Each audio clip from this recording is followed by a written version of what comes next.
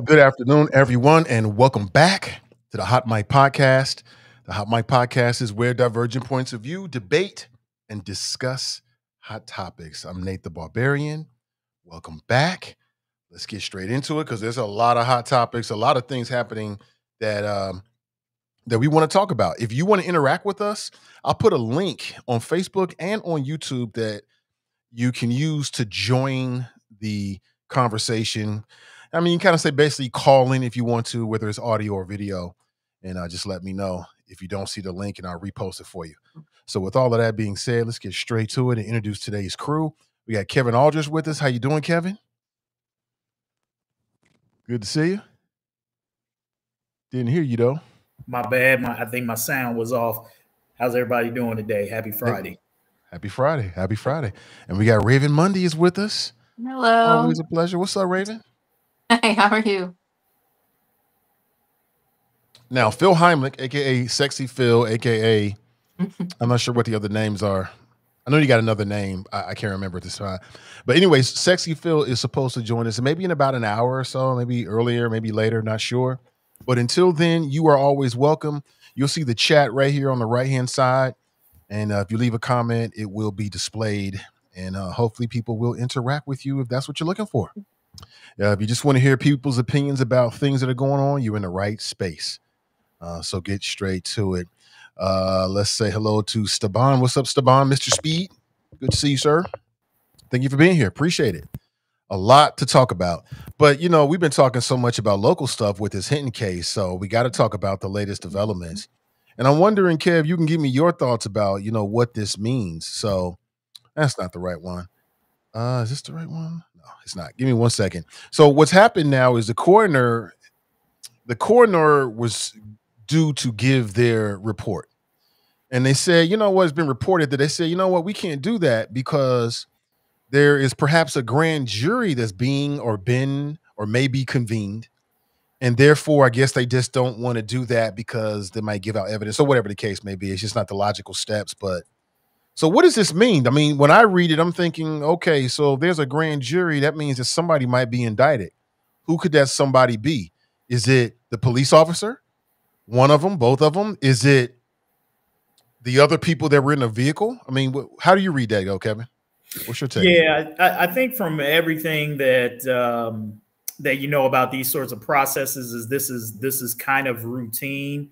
You know, grand jury subpoenas are generally just like a part of the process as they gather evidence. So I think we're still quite a bit of ways away from any type of indictment or determination by the county prosecutor on this thing. I listened to her. She did an interview on 700 WLW today, and she didn't go in depth about it, but she was kind of asked about the Hinton case and sort of indicated that nothing would be coming until the criminal and the internal investigations were done because she has seen very little, if any, of the evidence, a lot of the evidence at this point.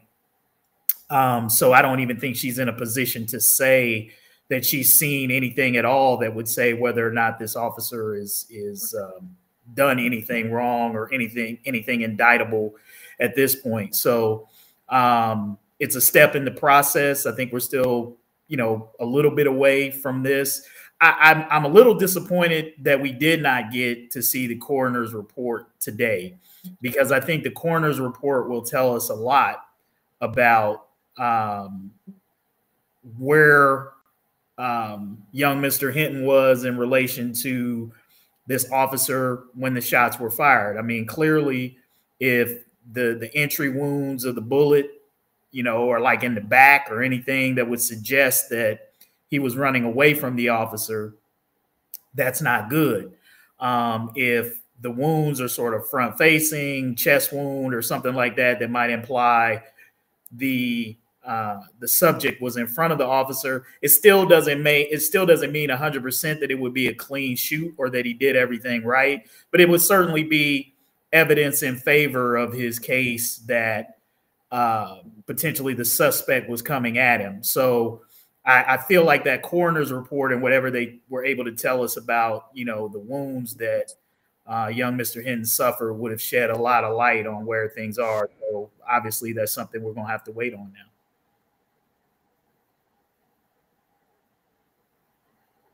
So you don't feel as if this is sort of like, do you think it would be moving too fast to conclude that perhaps one of the officers is going to be indicted just based upon what we see so far?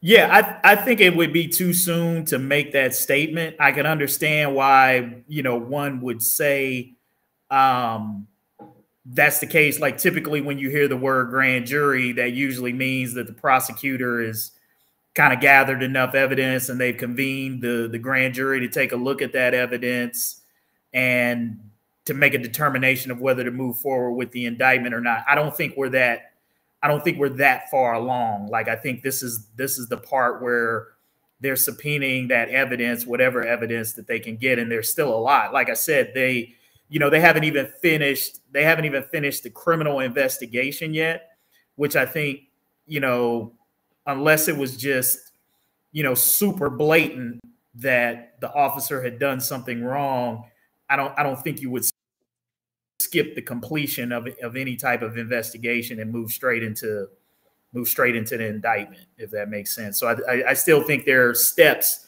that need to go to get there. That's why I was saying, like, that's the disappointing thing about not being able to see the coroner's report, because I think that would have told us something. I mean, I think that would have given us a conclusive piece of evidence that you might have been able to draw some conclusions from.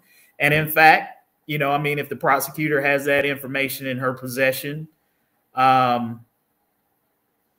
it's damning, who knows what that might be. But, she didn't give any indication of that on her interview. Have you guys seen some of like what's going on in social media? Like there's a real strong presence of people online who are like, he should be released and free Rodney Hinton.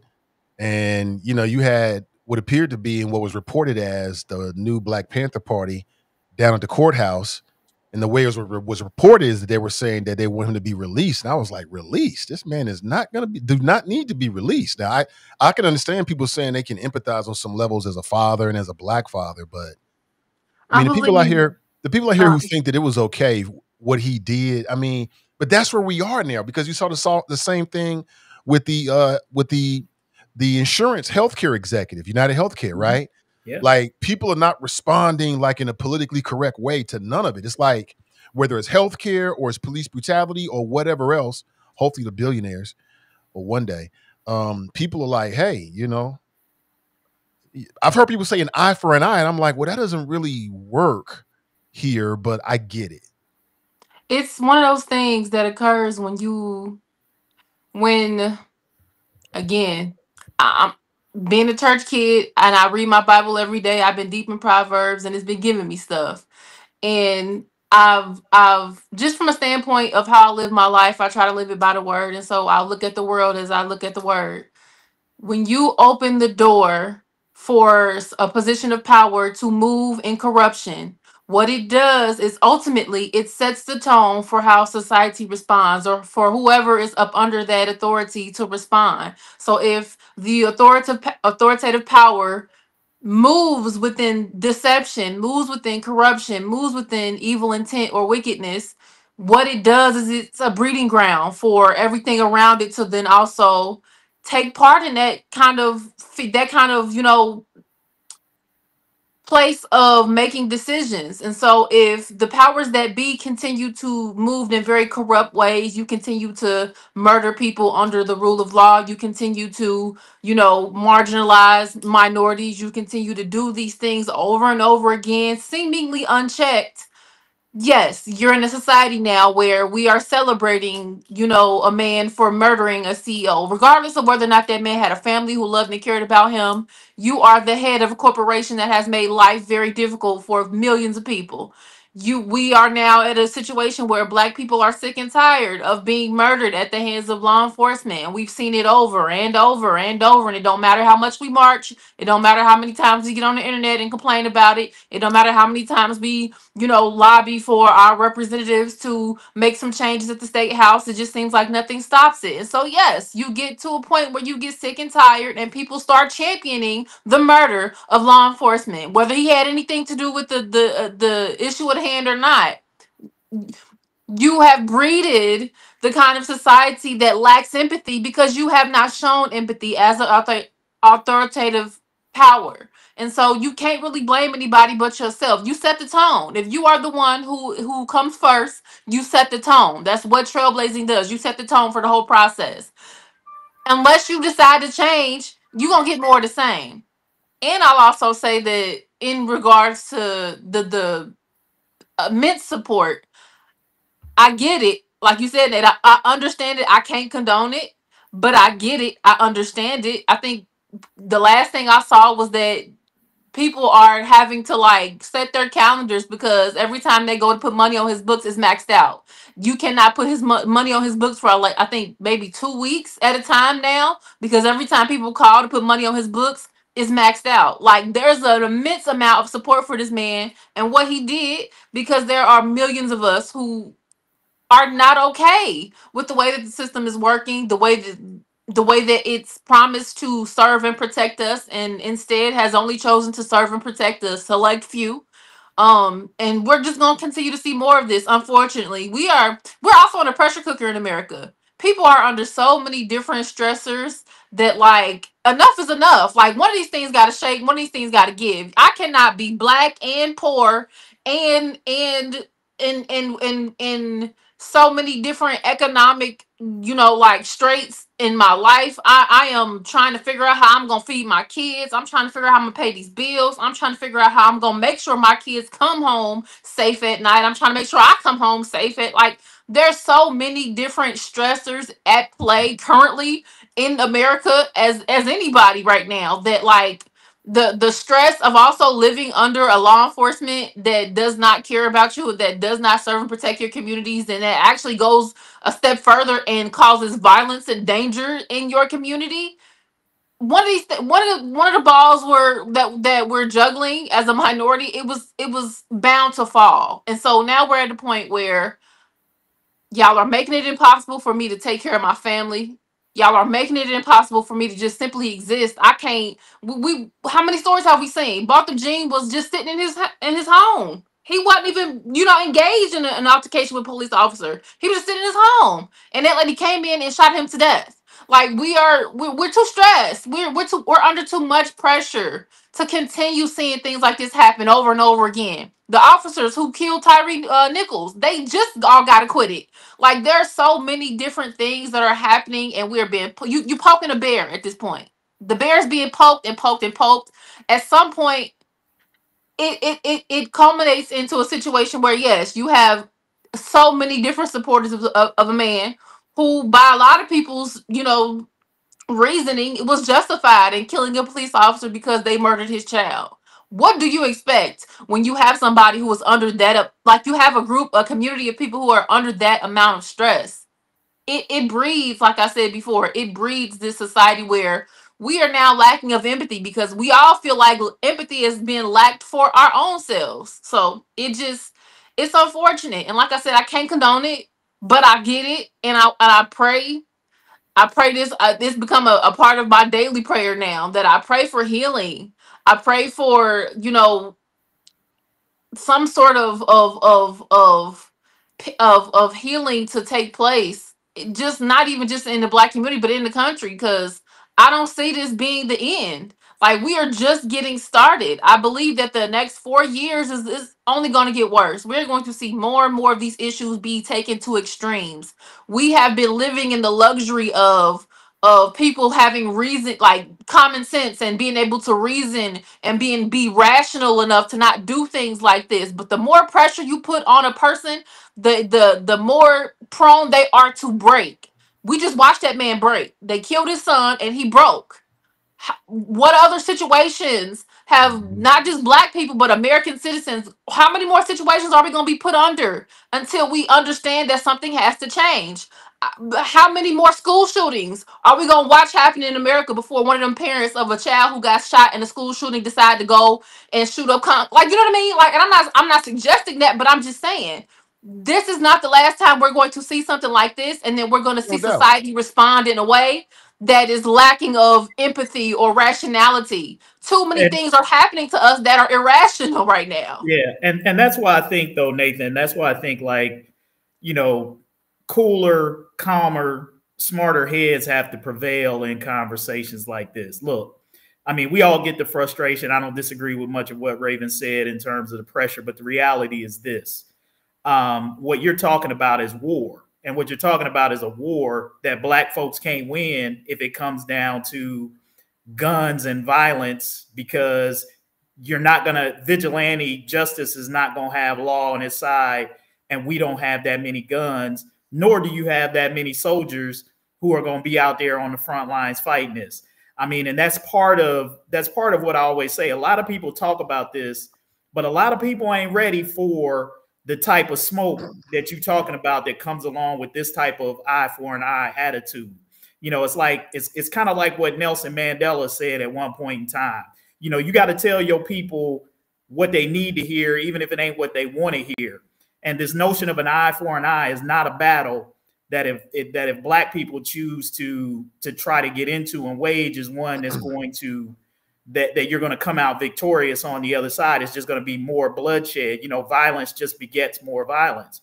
And so I agree with Raven that there are things that need to change with the system and battles that we need to fight. But those battles are not going to be fight by, you know, running over police officers, are not going to be won by doing that. All it's going to do is lead to more of the elimination of way more black lives. And that is not something that I could stomach or, you know, would even want to see. So I think there's smarter ways that we can fight these battles and that we should be talking about these battles. I mean, look, if you want to talk about the politics and changing the system, I mean, when we don't vote, when we don't participate in the system, you know, in the system in ways that can change the system, that you can put leadership in there, that you can take control of your own destiny. You know, we talk about Black Lives Matter, black votes matter too, you know, and we got to recognize that. That's why do you think the politicians fight so hard with these voter ID laws and voter suppression and everything else? It's like everybody realizes how valuable black votes are a lot of times, except for us. So I think there are ways within the system that we can fight, that we need to fight, that we need to make clear to other folks on the other side who don't want to see this. This is why this is in this sort of thing, what you're hearing. If it disturbs you, if it scares you, then that ought to be all the more reason for you to get off the sideline and engage in solutions that will get all of us to a place where we're all valuing lives, where we're making sure that police patterns and practices don't contribute to the loss of innocent lives of anybody of any color, but particularly black people. And so I hate to hear these conversations because I know where it leads, and it's not going to lead anywhere productive for us. I don't necessarily disagree with you, Kevin, but I need to play devil. I hate to even say this. I need to play contrarian. I'm not even gonna say devil's advocate because I don't like to advocate for the devil. I'm gonna play contrarian just a little bit. How do you say that and have that conversation with somebody who is looking at our current administration? We currently have a sitting president with 34 felonies who has blatantly disobeyed the Supreme Court's orders. How do you tell somebody who is cognizant of that the best way for them to change things is to cast their vote and try to change the system that way, when it would appear to that person, not to me, but to that person, that even if I do get involved in the system, even if I do decide to cast my vote, if somebody that I didn't vote for gets put in office anyways, does it really matter? Because that person can then get in office and send out a a gang of executive orders and put all these different things in place and blatantly ignore the Supreme Court with seemingly no repercussion, how do you have that conversation with that particular individual? I would say to them that the only reason we're dealing with the administration that we're dealing with is because almost 7 or 8 million fewer people voted this last election than they did in the election before. So if people had voted, we wouldn't even be dealing with Donald Trump. You know, that's just the reality of it. Barely won. And the same thing happened in 2016. I mean, I think if you look at it, there were probably, I can't remember the exact numbers, so I don't want to throw them out there, but I would just say that there were tens of thousands of fewer black votes when Hillary Clinton ran in 2016 than just 4 years earlier when Barack Obama ran. And I get Barack Obama is a different animal than Hillary Clinton and all the baggage that she came with, but I don't think anybody would argue that we would be better off. We would have been better off with Hillary Clinton, a Hillary Clinton presidency, than a Donald Trump presidency. And we would be light years better off with either, whether you felt like Joe Biden or not, or felt he was out of his mind, we would be better off with a Kamala Harris presidency than what we're dealing with right now. And so, I always hear these folks who say, yeah, my vote doesn't matter. It absolutely does. And no, you're never going to get everything from any political candidate that you elected. And a lot of times these elections boil down to, getting what you can from an individual, but a lot of times staving off the worst. Unfortunately, sometimes that's what the politics is sometimes it's avoiding letting a guy like Donald Trump get in and doing what he's doing. And I'll say this on this tip, for all of those folks who supported Donald Trump and some of his ideas, folks talking about it being okay to kill police, that only plays right into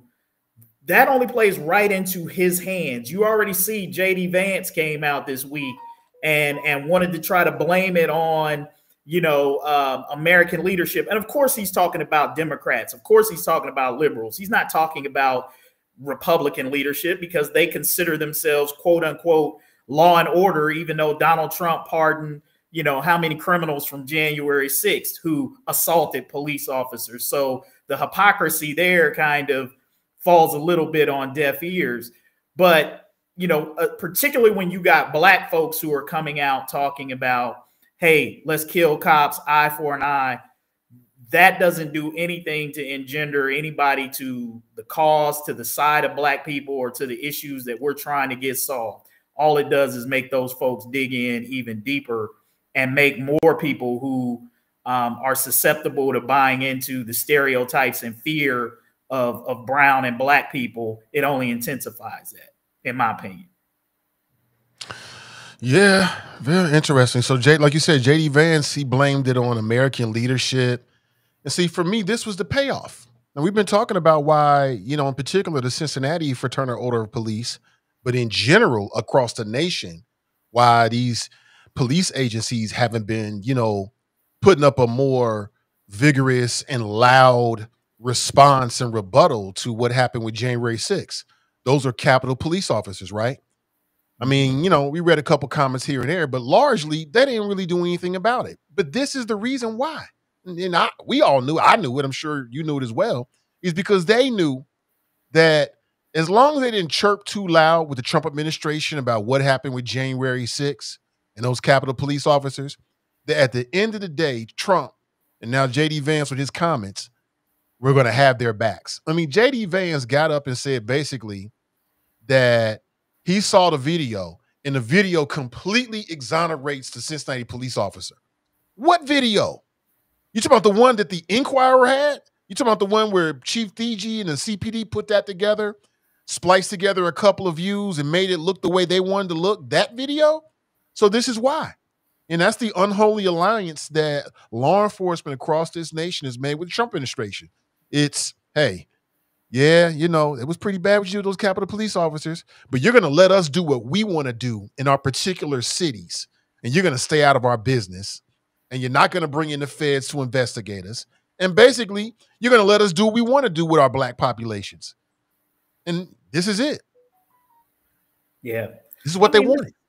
Yeah, I mean, look, this is typical politics right here. What JD Vance and I haven't seen if Donald Trump has weighed in on this yet, but invariably, if he sees some sort of political advantage to doing it and trying to put his thumb on the scale, I'm quite sure he'll do that at some point down the road. Um, I would, again, JD Vance's comments right here are more of the type of bad leadership that he's talking about. My position on this and in all of these cases are like, look, we're all going to have opinions, right? We're all going to think what we think.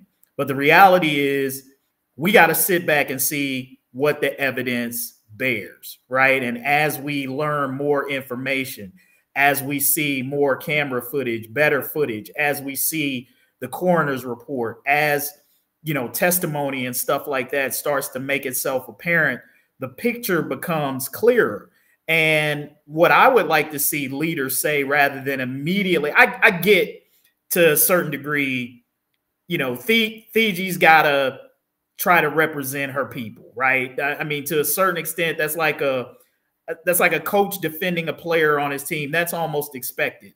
But I think some of the other leadership, rather than on either side of the equation, jumping too quickly to make declarative statements that then you can't back away from, because that's the type of society that we live in now. Like, once you state your claim, once you put your thought out there about what something is, people are not going to back off of that, even sometimes in the face of clear and convincing evidence. And so what I would have rather JD Vance had said, rather than sort of give a full-throated the police officer did nothing wrong, was to just be like, hey, everybody just needs to be calm. Let's see how this plays out. Let's see what the facts are. We all just ought to be interested in the truth, wherever that leads us, right? Like, truth is the true victory, whether that exonerates the officer or indicts the officer. We ought to rejoice in truth, right? Like, that's spiritual. Like, we rejoice in the truth, whatever that may be, even if it's a result that we don't like. And I think far too many of our leaders make kind of reckless comments in moments where it's best to kind of just sit back and chill and try to get people to chill and say, let's see where the evidence leads us. Let's see where the facts go. Putting this another way. So essentially, the Trump administration is trying to show law enforcement across the nation, after what happened with January 6th, that we still have your back. And so when I look at, JD's video, his response, I think Kevin was on point. Yeah, it's definitely politics, but this is politics. The olive branch that the Trump administration is extending to law enforcement is our black bodies. That's the olive branch. Yeah, you might shoot 1, 2, 3, 4, 5, 6, 7, 8. Well, looks good to me. I don't think people need to grasp what that really means. And they're doing it straight in our face. And you still got these goofballs run around talking about Kamala wasn't black enough and she wasn't a good candidate.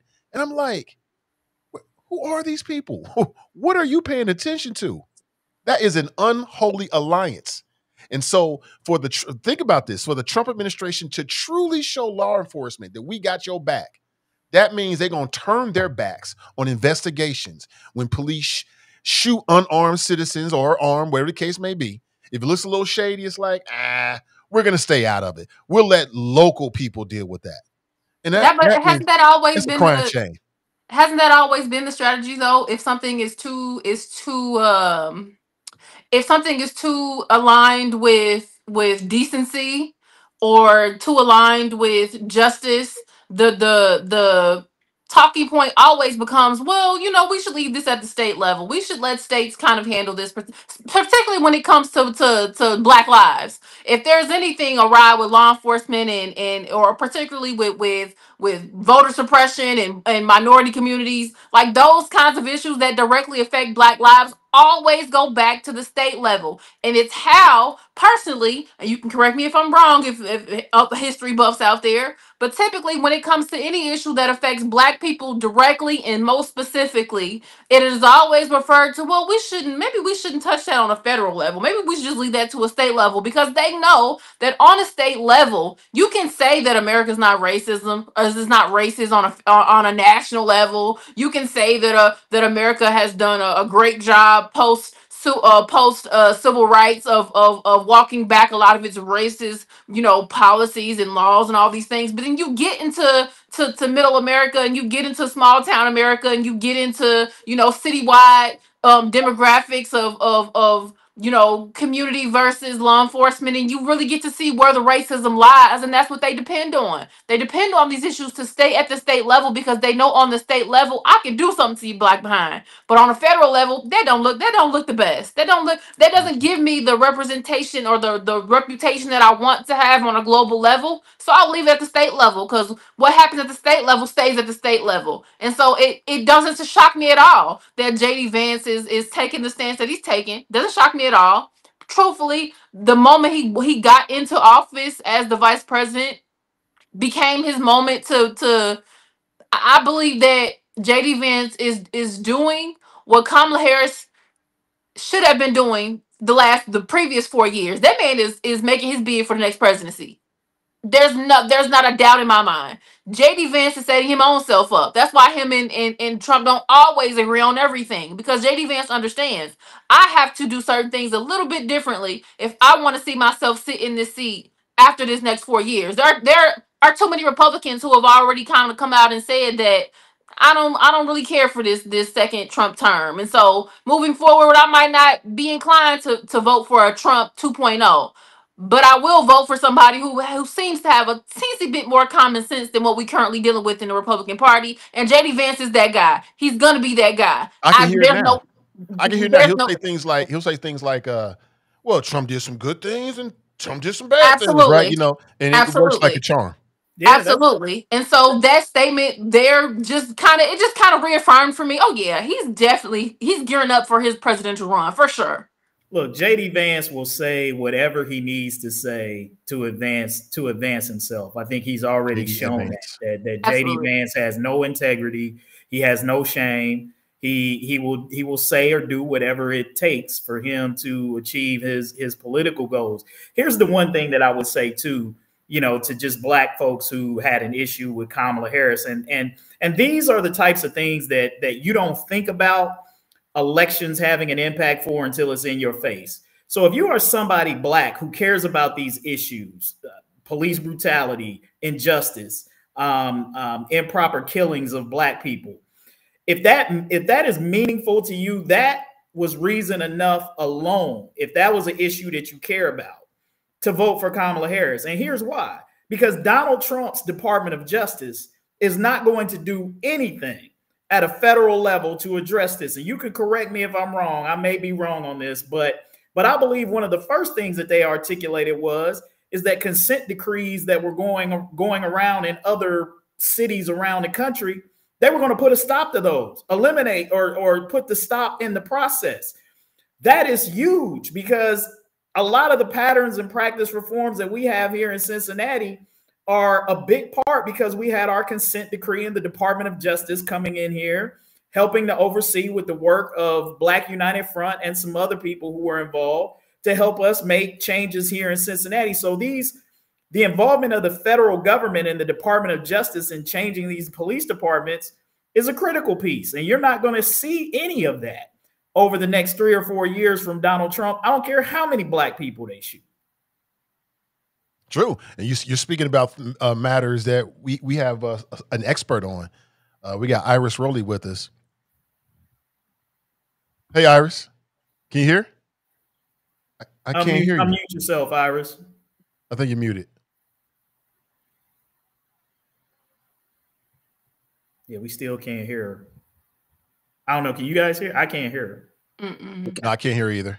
I'm on this swanky type of. You're good. Thank you guys. Thanks for having me. Iris. Hey, you. I'm gonna call you. Good. I'm doing good. I'm gonna call you. I promise. I have been recovering from surgery for the last few weeks, so I will have to get with you, Miss Iris. It's no worries, sweetheart. It's up to me to communicate back to you as well. But I wanted to jump in, and I'm glad that as I pulled up my phone, you guys came up because I love y'all. And so I just want to challenge some of the things that have been said today. We did not have a consent decree here in Cincinnati, dear brother Kevin. We have a collaborative agreement and an MOA, which nobody else in the country has. And it was because Black people got tired, sick and tired of hearing from police the justification of killing the Black people in the city of Cincinnati. We rolled into federal court with a 30-year history of policing in the Black community. But then I want to pin that right there. And I want to address some other things that Kevin said. No, the DOJ isn't coming to help us. But those consent decrees that are currently in place that have already been signed and have been grandfathered in, so they will be able to do the work. It's the support of the DOJ. They continue support through funding, through training, funding of police departments and training of police departments that balance out the imbalances that we see. So I just wanted to say that. The second thing, part of what we've done here in the city of Cincinnati is why you all are able to have a discussion. It was because of the collaborative agreement that you get to see the body-worn camera, as troubling as it is. And for the first time, we will be 25 years old next year. So forgive me if I sound a little, sharp today, but it's been 25 years of my life every day. It ain't never gone away. I ain't never went to sleep. And even when other people who even was in the struggle said, we're going to be at the table, stepped out, my ancestors just would not allow my crazy Black self to do that. Now, because we do know that when you sign treaties and agreements and things like this, if you step away, ish can go back to the way that it was before. But I want to assure you all several things. So the protocols that were put in place, and I know dear brother Nathan knows this because we've had this conversation time before. And any time is too many of a time, if it's one time. And I find myself comparing Cincinnati to other cities, which I think is just so wrong in Ohio. Because folk are coming into Cincinnati and they're telling me about my town, and it's kind of frustrating. But I need to hear folks' view, because Black life is greater than just policing. And that's the foundation of the agreement. If you read paragraph 13, it talks about why we filed the lawsuit. And dear Raven, you were on point. It's more than just policing. It is housing, it's education, it's food, it's health, it's economics. It is all of these troubling things that seem to get us in a system that just ain't just, was designed just for us, sometimes it feels like, and that we can never get out of. And that we never really seem to get the help all the way through this criminal unjust system.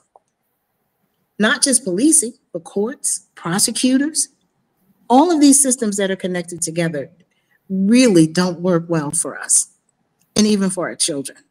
So when we filed a lawsuit in federal court in the year of 2001, in March, we were trying to stop and scare and potentially say to people who can take your life, who can maim you, who could dehumanize you, who could just take all your integrity away, in addition to the rest of the systems that just don't give quite a damn about us.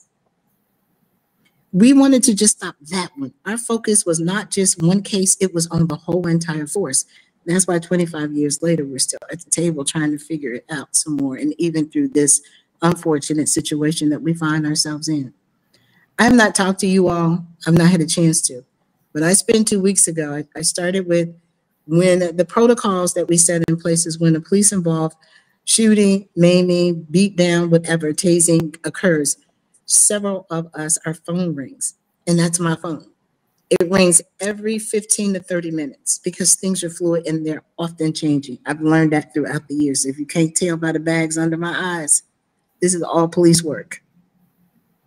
So my phone rings until we can get to the best possible. These are the facts, and we don't have the facts yet, Raven, Kevin, or Nathan. So we don't know the state of mind of dear brother Rodney Hitton. We don't know what he was thinking or feeling. So before we do that, we need to give ourselves some grace and say, let's wait on the facts. More facts, right? So when the phone stops ringing, within 24 to 48 hours, we are to have what? A press conference. So you saw the police chief on the scene do a preliminary press conference. Within the 24 hours was a full press conference. And as hard as it was for me, y'all, and I cried my eyes out at the press conference, and I'm gonna try not to cry today. I have an 18-year-old grandson, Black boy. And I'm not saying boy negatively, I'm saying it because the thinking, the fuzzy thinking, the non-developmental modes that are in their heads.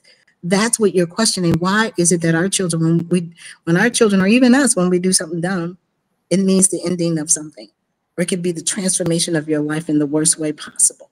You could be gone for life, right? Because we see this in non-Black communities all the time. And so that's what we're juxtaposing. Why does it happen in non-Black communities? And they seem to walk away. We've seen them kill congressmen, shoot up a church, and the pastor was a congressman. And they get to go to Burger King. So we have all of this playing at the same time. But why must we stay laser focused here in Cincinnati to something that you all have been talking about? Because at the stroke of a pen, that monster that sits in wherever he sits can undo everything that we have here. So every privilege that we have imposed upon the police to hold them not just accountable, but to be transparent, which are two different things.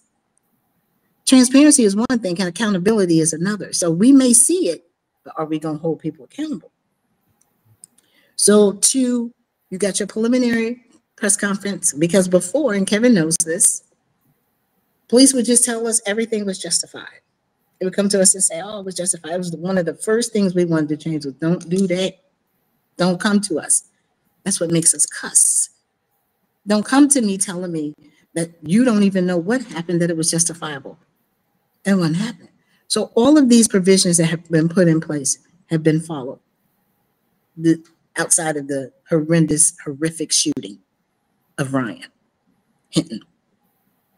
So I can tell you my phone started ringing, and it's either the chief or the city manager. We got your preliminary, because I'm watching. And then you got your total press conference, and I was there. I even met the family while I was walking in the door, which hurt my heart. But also in those protocols, we put in place that the police must talk to the family first before they release the video. Because even though we believe we need to see something, they have lost a child. Mm-hmm. And they get to see it first. And even as hard as that is, and that may not mean nothing to you all, and you know, because I talked to a brother, was like, well, why does that happen first? Because they're the damn family. That's why. Yeah. Hey, Iris, is that where the father saw the video? Yes. Okay. Mm-hmm. Yes. Yes. Will there be, is there a conversation being held about that, concerning what happened and his reaction? There's been many conversations about that and how in presenting videos like that, because, you know, families want to see it, they can see it. They should have the right to see it first before any of us see it. Right? Do we all agree there? Yeah. Oh, absolutely. But it's up to family. It's up to family to say Iris may not be able to handle that. And that's where I am with my family, y'all. I'm trying to say, family, if something happened, I'm telling y'all now, if something happened to one of my kids to this magnitude, I don't need to see it. Hey, y'all see it and come back and talk to me. Can I ask a question on that? And again, always Monday morning quarterbacking these things might it be a good idea to have some mental health counselors, some other people on hand when you're presenting the family with this type of there were tragic circumstances to have so someone like I can't help but think like maybe he would have rejected it, but I can't help but think like, because that was my thought. My thought in that moment was how did Rodney Hinton not have someone in his circle close to him or someone there who there were a lot of family members there, Kevin. And say to him and try to snatch him up before he got out of there. But there were many family members with him. Mm-hmm. But part of our responsibility to ourselves, and I tried to say that in the other way around. You all know my mindset. I'm telling you now, don't allow me to see it because I may not have the capacity to process it well and to handle it well. So some of this is, we got to know what we got. Yeah. And that's family. That's family, right? So somebody should have said, now to your point, Kevin, there, Karen Rumsey and her team with social workers are there. But I saw the father that morning and I couldn't tell you, I'm not trained enough to tell you whether that was grief or if that was some traumatic. However, part of our fight was that, because at some point, somebody is going, I mean, this has happened before in the United States of America, where child has been taken at the hands of the police and they went and they took their child. So at some point, police got to know these things too. You got to be You got to know these things. It's easier to find you now. It's easier now to find folks. So you got to know these things too. So you got to be more strategic in your policing and stop traumatizing people, or stop brutalizing people, and stop abusing your powers. Let me get back to why I called, because I want to stay where I need to stay for my mental health. So I'm there, and I get to see, and some of us in the community get to see the video along with the mayor, the city manager, the law department, right after the family. Nobody gets to see it outside of the police before the family. And then the video was released within 15 minutes of us seeing the video to the media and to the world.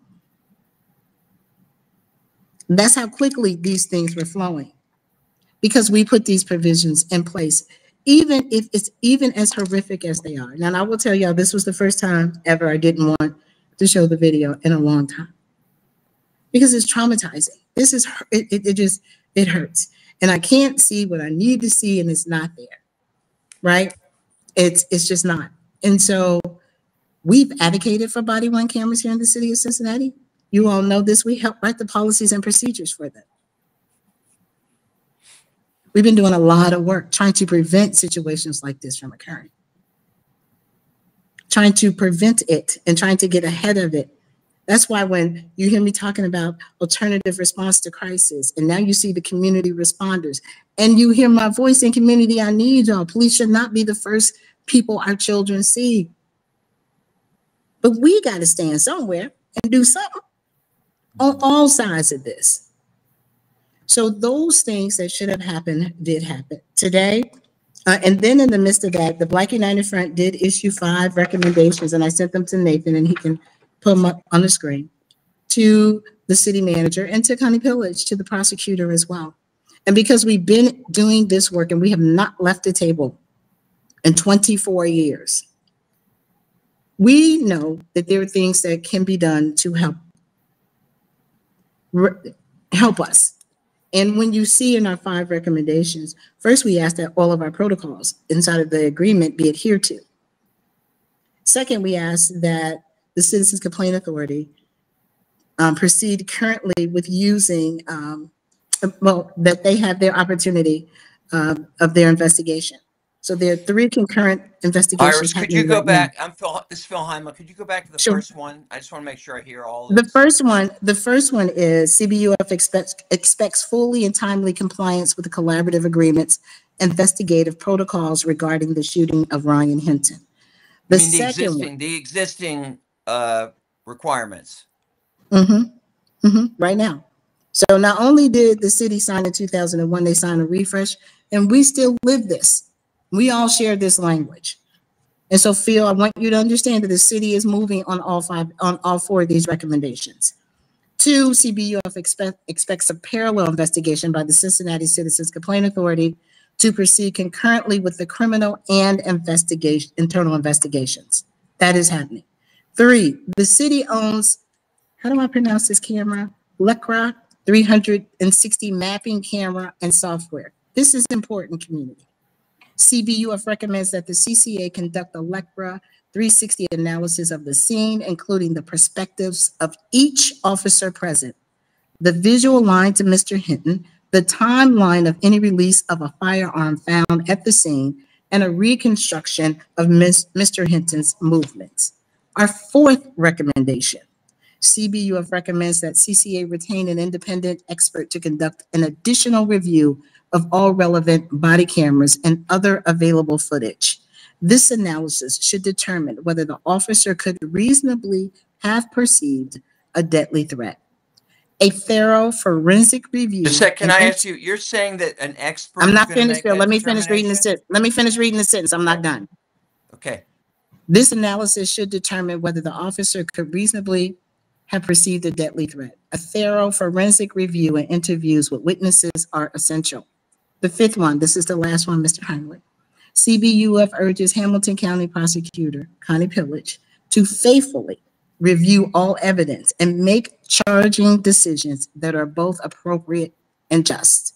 And we do know that this morning the Hamilton County Coroner was scheduled to have a press conference and discuss in detail that report, but she was given a subpoena by the prosecutor to not do that. So to me, it looks like she's going to a grand jury, although we have not confirmed that yet.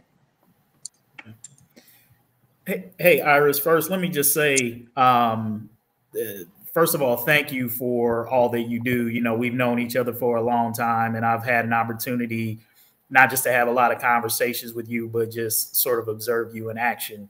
And I know how much you have given of your own, you know, personal life and sacrifice, you know, to try to help solve these issues. I also appreciate sort of the measured response that the Black United Front has taken in this, and the efforts that you are doing. Couple of quick questions for you, and this may just more or less be your thought, and these are some subjects that have come up on the podcast for us in previous episodes. So as I've been thinking about this, and this has been a point that Nathan has brought up, from a tactical standpoint, right?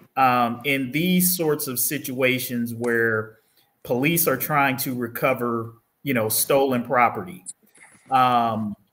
we recognize that, look, as I've thought about this, it's like cars are being stolen. We've known this has been an issue for a couple of years now, and we know that cars are being stolen in high volume. We also know the flood of guns and whatnot that sort of exist on the streets here in Cincinnati. And so from a tactical standpoint, when we're dealing with these situations, when it pertains to like stolen property, whether that's recovering a car or whatever, given the dangers, and this is not just this is an issue of safety even for the officers themselves, because the officer in this situation, if things go a different way and you have a different minded suspect in this case, the officer himself could have been maybe the one who wound up deceased in this interaction. Do you think tactically, like the approach that they took, running up on a car of, you know, suspects with the potential for armed conflict and things of that nature, are there any recommendations or anything that you are looking at? Here's my recommendation. From a tactical standpoint, in terms of the approach that police might think about taking to these types of situations? Yeah. Let me just... let me jump in real quick because let me give you the second question, Nathan, then you can jump in, and then Iris, you can address both of these. The second question is, do you agree with the way the video footage was presented in sort of this spliced combination of 2 or 3 different body camera videos that were presented as one video? And do you know or understand why we just did not get the unedited video footage of the officer in question? Well, what I was going to interject real quick is, and this is my opinion, I think they should have a policy in Cincinnati that says that if you get a call of a stolen vehicle and that's it, stolen vehicle, once the police recover the vehicle, leave it like that. You know, chasing people through the streets and you've already recovered the vehicle, to me is just unless it's your vehicle. Nathan, if it's your vehicle, I'll be very curious if you have Phil, especially if it's my vehicle, because my vehicle is not worth somebody's life. Once you recover it, I'm going back and forth with the insurance agency. I don't want to lose some person's life, officer's life, nobody's life over a vehicle. Subject. We've talked about this. You think people? No, I'm just saying. We don't have to rehash it. I'm interested in Iris's answer as far as from a tactical approach, which I think, you know, Iris, who has worked on this, as she said, for 25 years, I think her perspective on it would be valuable. Absolutely. You know, and that was fine for Nathan, and you're absolutely right. 2 weeks ago, we just had a big meeting. I attended a big meeting at CPD, and we were talking about drones and fuses. And for years, we've been asking for different tactics to be used, even in, you know, auto chases and chasing the people, because we know that things can turn deadly. Innocent people can get hurt, and innocent people have gotten hurt. People have died in chases of people in cars for dumb ass reasons. We need to stop. It's like and cops have been killed too. Wait, no, hold on, Mr. Hemlich. I mean, a car and a life ain't the same. We can, if you had a drone, we can follow that car. How about that? How about we let them go and catch them later? About any crime, don't chase anybody. Jason, and That's not Nathan what I doesn't think said. they That's do. not what I said, Nathan, white just guy. so you That's know, not what I Nathan said. doesn't That's think the not what I cops are said. That's chasing. not what I said. I don't do that. I don't play games with life. And I don't play games with my work, and I don't play games with my sacrifice. So today, you will get that. Because I've lost a lot trying to save Black life in Cincinnati, Ohio. And it is thoughts like that that continuously take us backwards. I need you to think forward. I need you, Mr. Heimlich, to become a problem solver. I need you to take that Well, I think that's philosophy of unfair. I how can we name a see a lot of problem problems I've and then helped how solve. we So address I it. don't, you know, you shouldn't, don't say I'm not a problem solver and you are. Okay, but continue. You're not. If you're talking like that, you're agitator. Well, And that's you're your coming judgment. with, you don't even, do you know the process of problem solving? Do you know the tools that it takes? Because you're asking people who have been victimized by police historically throughout their lives, throughout their grandparents' lives, to sit down. And that's what I've been doing for 25 years, sitting down trying to come up with solutions to problems that we know what they're based and rooted in.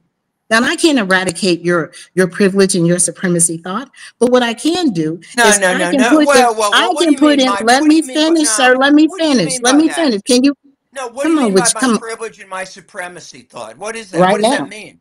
That What does that means mean? that your thought that somebody steals a car, that whatever happens should happen. That's a supremacist thought. No, first of all, that isn't what You I'm don't saying, but value that's a life. supremacy. That means I think I'm better than people. Explain You how think I'm. your car is better than the person who potentially stolen it. That's what you think. And That's just a pretty simply broad because it's yours, generalization to make. you don't No, want to I have a don't think that's conversation. fair. You don't want to have a So Again, Nathan, I can't talk to on- him because I can't banter back and forth with men because I have a husband. So my husband doesn't allow that anymore. But let me answer your question, sir. So Phil, you have to talk to my husband, call Jesse a real show. But let me answer the two questions that the two brothers posed, okay? Because what's not going to happen today, what you are doing, Mr. Heimlich, again, is you keep re-traumatizing us.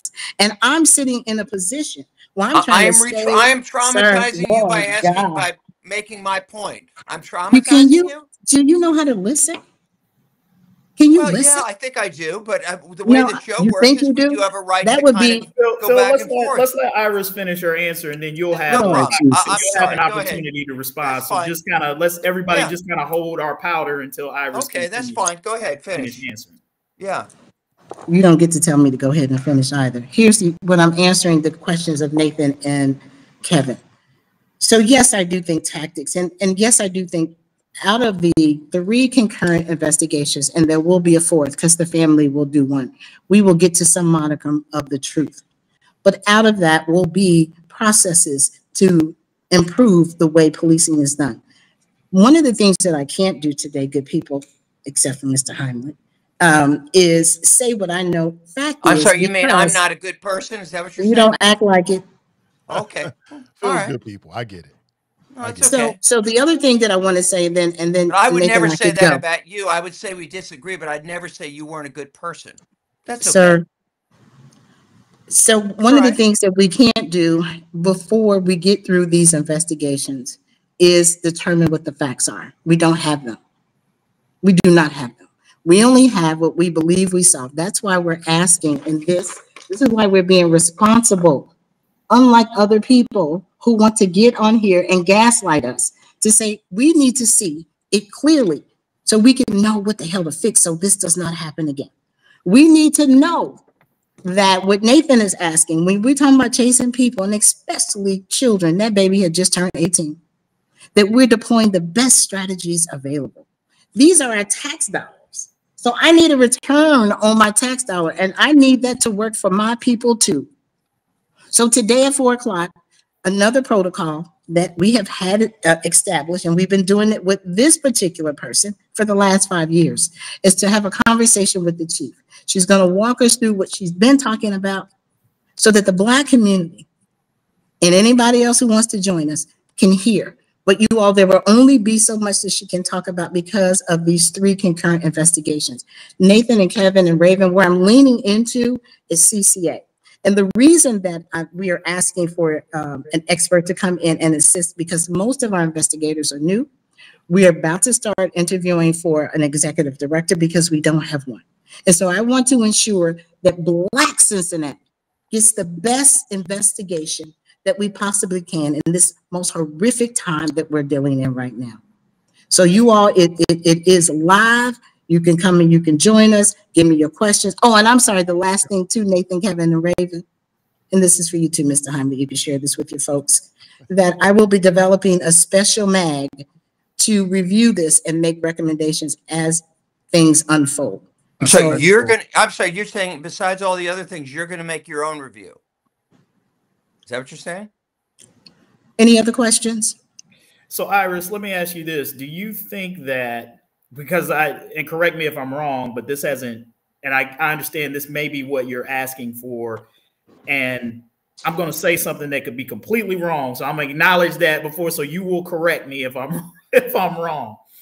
But traditionally, they have not waited for the CCA investigation to be complete before they move forward with any type of determination. Is that correct? That in the past, that has not been a part of saying, hey, we're going to wait until, because usually the CCA is sort of like at the tail end of all of these other investigations, right? That's why we said concurrently.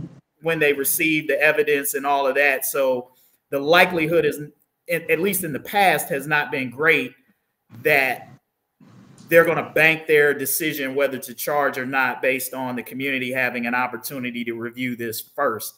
Is your expectation that that would change? If you're talking about the prosecutor, I believe that the prosecutor is going to look at all the evidence that's presented and make a determination.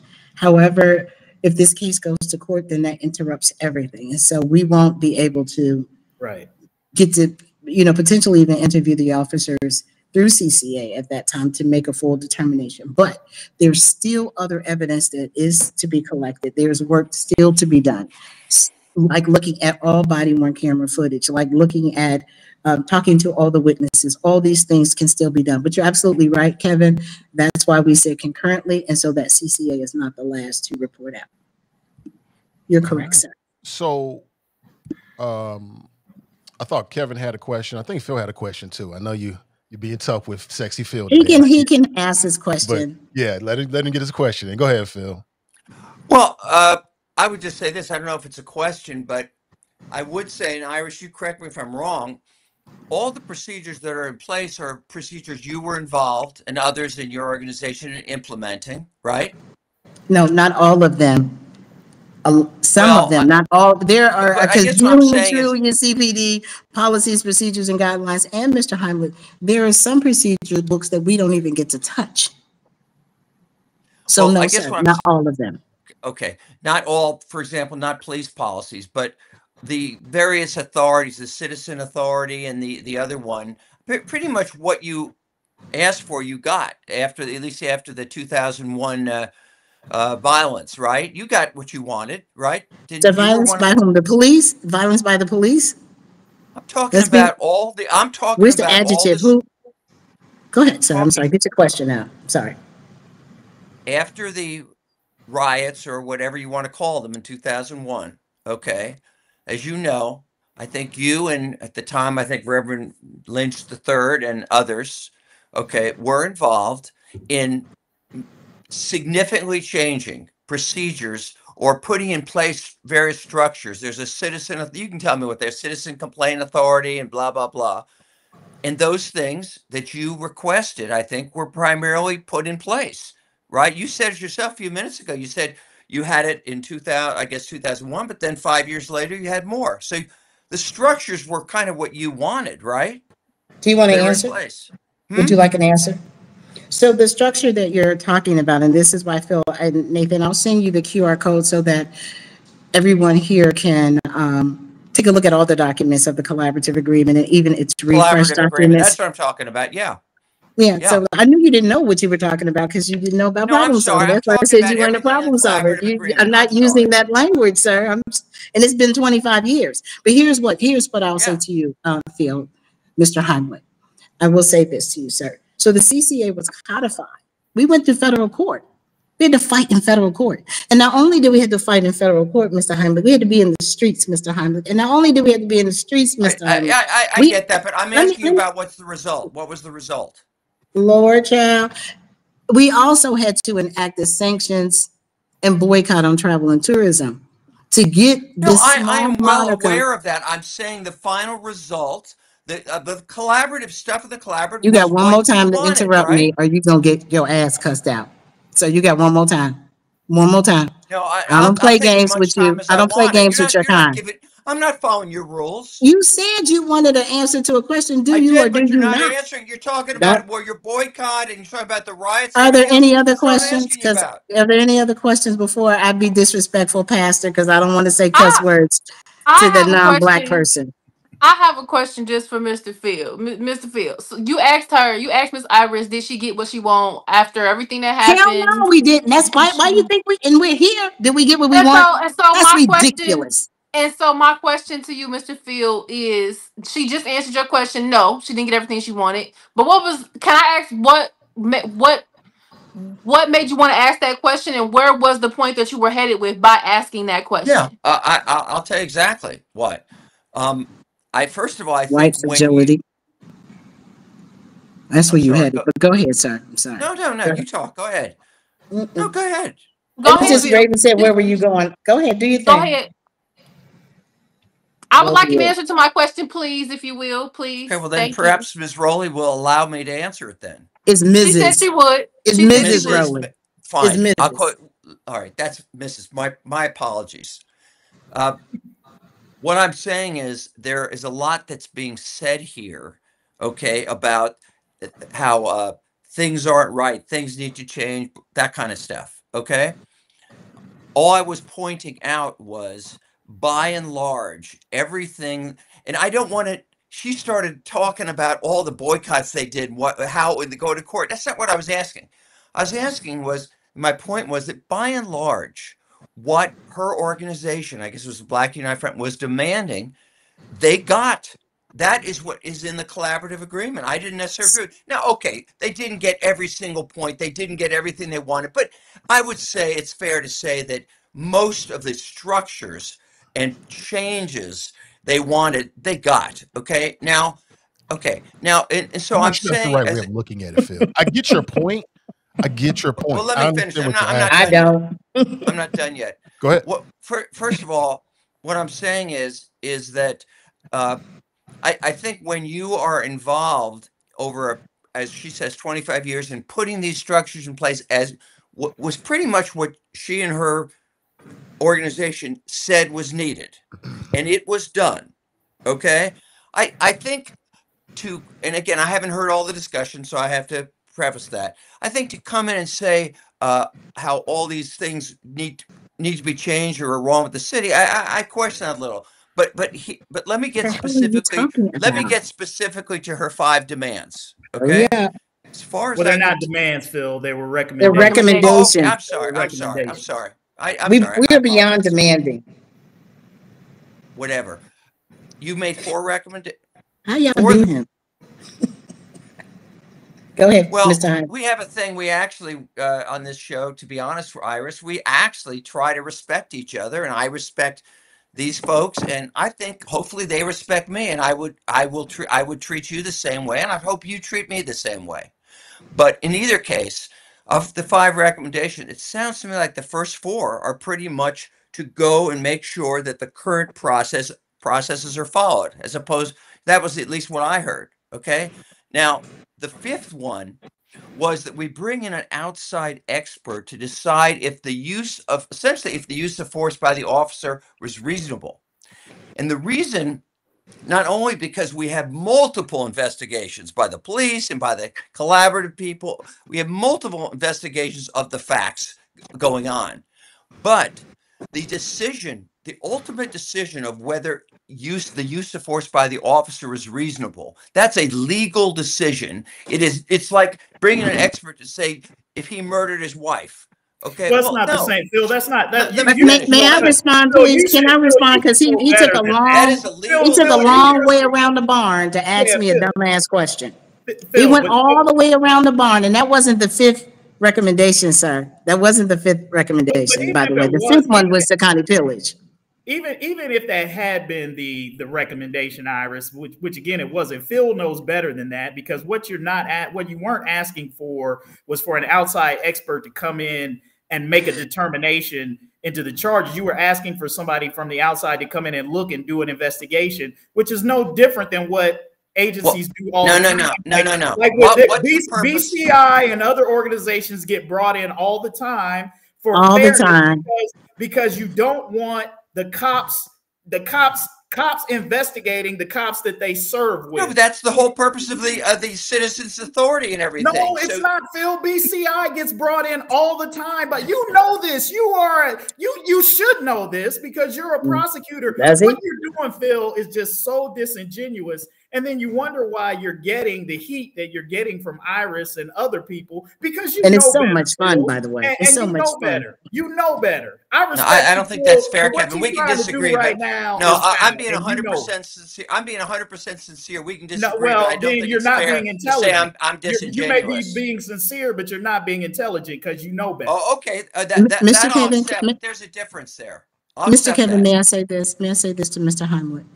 Mr. Hemlich, when you started off by trying to tell me that we got everything we wanted, we should never have to have gone to federal court to get accountability and transparency from the people that we did. Ultimately. Maybe you had to go to court, but you got most of what you wanted. Hey, Iris. So this you're doing a live stream today at 4 o'clock, right? Yes, it's at 4 o'clock. Yes, it is. And you're inviting people to come on. Maybe you need to join us, Mr. Hemlich, so you can hear and you can learn and you can catch up in the work that we've been doing for 25 years here in the city of Cincinnati. But I just wanted to say to you that the way that you put it is you got all you wanted. You know how many lives have been lost? Pretty much. Not everything, but pretty much. And I think that's it's not up to you. It's not up to you because it's not up to you to determine pretty much because guess what we're doing every day? We're still putting things in place every day. Things will be put in place after this. So it's a continuous improvement. Mr. Hemlich is not a one and done. What the hell's wrong with you? No, everybody gets an update. I'm not saying it isn't continuous. I'm not saying it's a one time. Well, that's what you said. But here's what I want to I really want you to wrap your head around. Is that the way that you pose the question to people who have historically been beaten, maimed, raped, robbed, and killed by people that they pay out of their pockets to do a service. The way that you framed it, like you got everything you wanted. What the hell are you talking about? I want life. I want all of these people. Wait a minute, let me finish, white guy. Let me finish. Let me have some privilege. Okay? Let the mama have some privilege. Let the women who are actually doing work here get some privilege to educate you. Is that something you can do? Can you learn something from me today? Yes or no? But okay, no problem. There's no problem. But the way that you personalize things and personally attack people. But I'm here to listen. Go ahead. Attack people. Here you go. You personally attacked me. You've called me names. You haven't just stuck to the facts. I said you're not a good guy. You're not, and you're not a good listener. And you're not being fair. You're not being fair, and you're not trying to move us forward. You're trying to tell us that what we did in 2001 is sufficient for 2025. No, everything needs to be improved. You said you pretty much got what you wanted. No, Phil, I didn't. Over a period of time. I'm not saying at one time. I don't want to be here to have to watch an agency. I have stepped away from my own family, Phil, my own business, to ensure that something that we pay into, I pay multiple layers of taxes, that it treats people who look like me, Nathan, Kevin, and Raven, and our children the same way they do the people who look like you. Now, I had to go to federal court to get that, Phil. I have to stay on top of this, Phil. I don't get to cry and process, Phil, like you get to gaslight and say you pretty much got what you wanted. No, sir, if I did, Ryan Hinton would be alive today. Right. Well, and I think y'all have a good day. I'll try to see y'all at 4 o'clock. Thank you, Nathan, for allowing me to come in. And you know, Mr. Hemlich, you're okay. Before you roll, though, Iris, I have to stand up for Phil. I do think he says some things. Don't do it. Don't do it. I'm being honest with you. I think don't do it. Don't do it. They don't need your help. He don't need your help. He don't need your help. I gotta keep it 100 in all spaces. I think you were a little extra, and I understand why, and I love you. But I think he has a point. I keeps it 100 with all. You too. Well, let me keep it 100 with you. Let me keep it 100 with you. Let me say it. I think you were a little extra with Phil. I think you were a little bit disrespectful to him, just a little bit. I'm not scolding you, but he didn't even use those words. He said I called him names. So you're using words that he didn't even use. That's what he just said. He don't need your help. But I'm just saying, but just being the man that I am with whoever, I always got to keep it real. I'm just keeping it real with you, sis, because Nathan, let me once you get wait, hold on. It's a couple reasons why. Because number one, this is a space that I helped to create. And so whether it's Phil, you, or anybody else that come in here, I'm gonna make sure that we all respect it with any and all. You and anybody else. I'm telling you, sis, I think you was a little bit extra. That's just it. I love so can you. I respond? Now you're being extra, but can I respond to you? So I listen, Nathan, and I listen to Phil. Keep it real with you, and I'm about to keep it. I think you owe him an apology a little bit. Oh no, I'm not doing that shit ever. I know ever. you're not. I know you're not for him or for you. So you don't. But can I briefly? May I respond to the brother that's talking to the sister that's telling her she being disrespectful to the white guy who has a history of being disrespectful to black people? And you want to stand up for that, and now I'm extra because I got to go to a funeral tomorrow of an 18-year-old, and he wants to quantify why that 18-year-old should be in a casket? Well, I'm going to be extra today. I'm going to stay extra. I'm going to stay extra, and he will never get an apology from me. Can I interject just a teensy bit? Can I interject just a teensy bit? Because, and maybe nobody else has been able to pick up on it, but because in tense moments, I tend to sit and listen and watch and observe.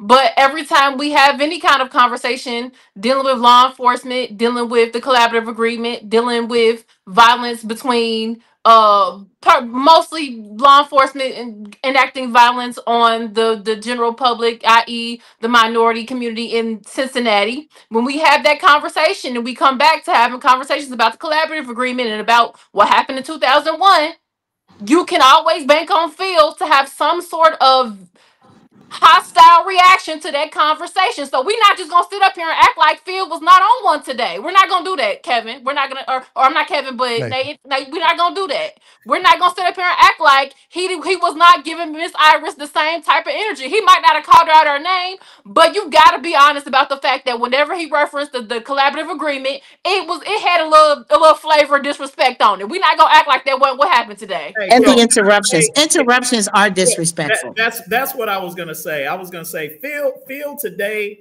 is the Phil that he always is. I mean, to Ray's point, Phil is consistent.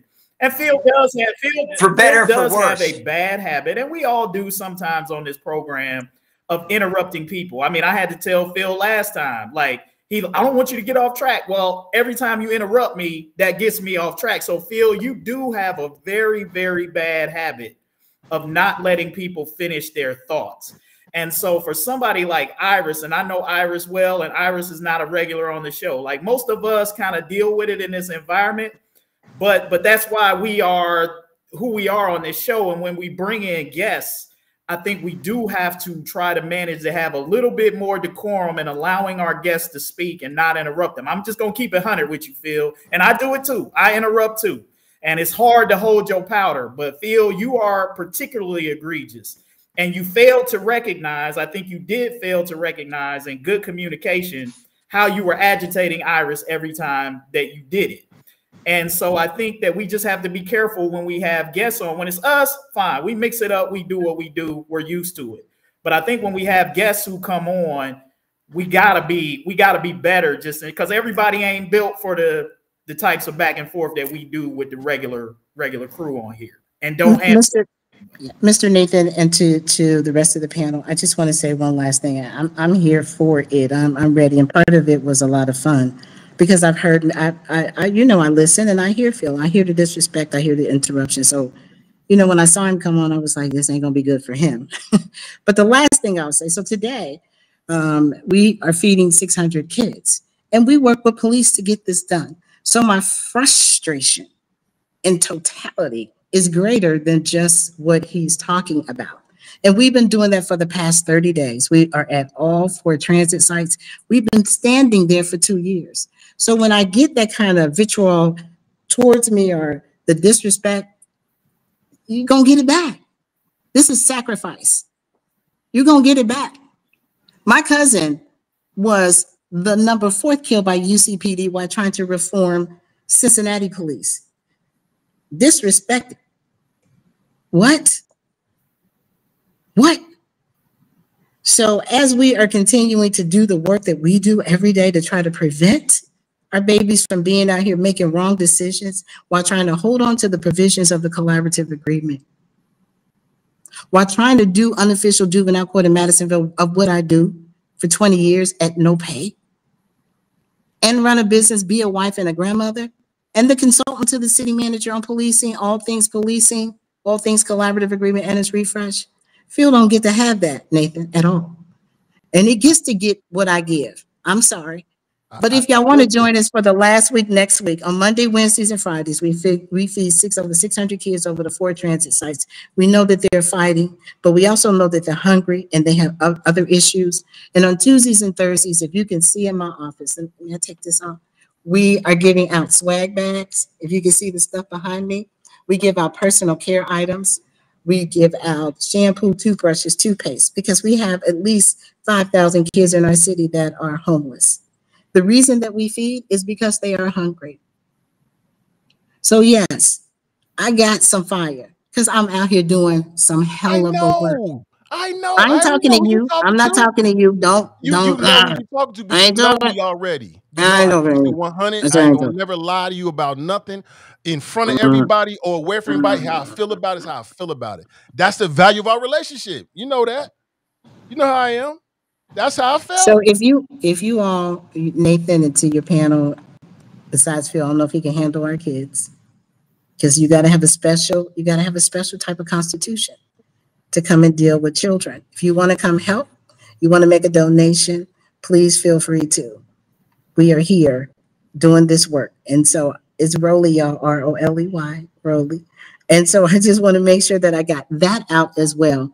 And if you hear a little agitation, because I'm supposed to be out feeding the kids, but I also wanted to give you that, and I wanted to make sure that your guests and your listeners knew that the conversation is happening at 4:00.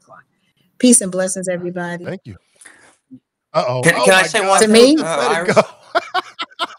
Phil, you should feel my muscle when you meet me. Feel my muscle when you meet me. Go ahead.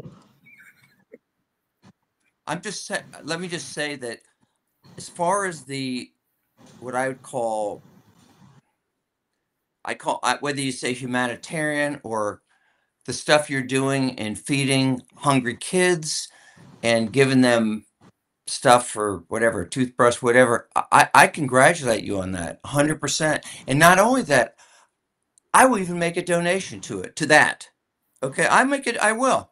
I respect that. Okay. Now, I think we still disagree somewhat on the facts about what the current procedures, police, and I think we also, from what I gather, disagree about the Hinton shooting. Okay, that's okay.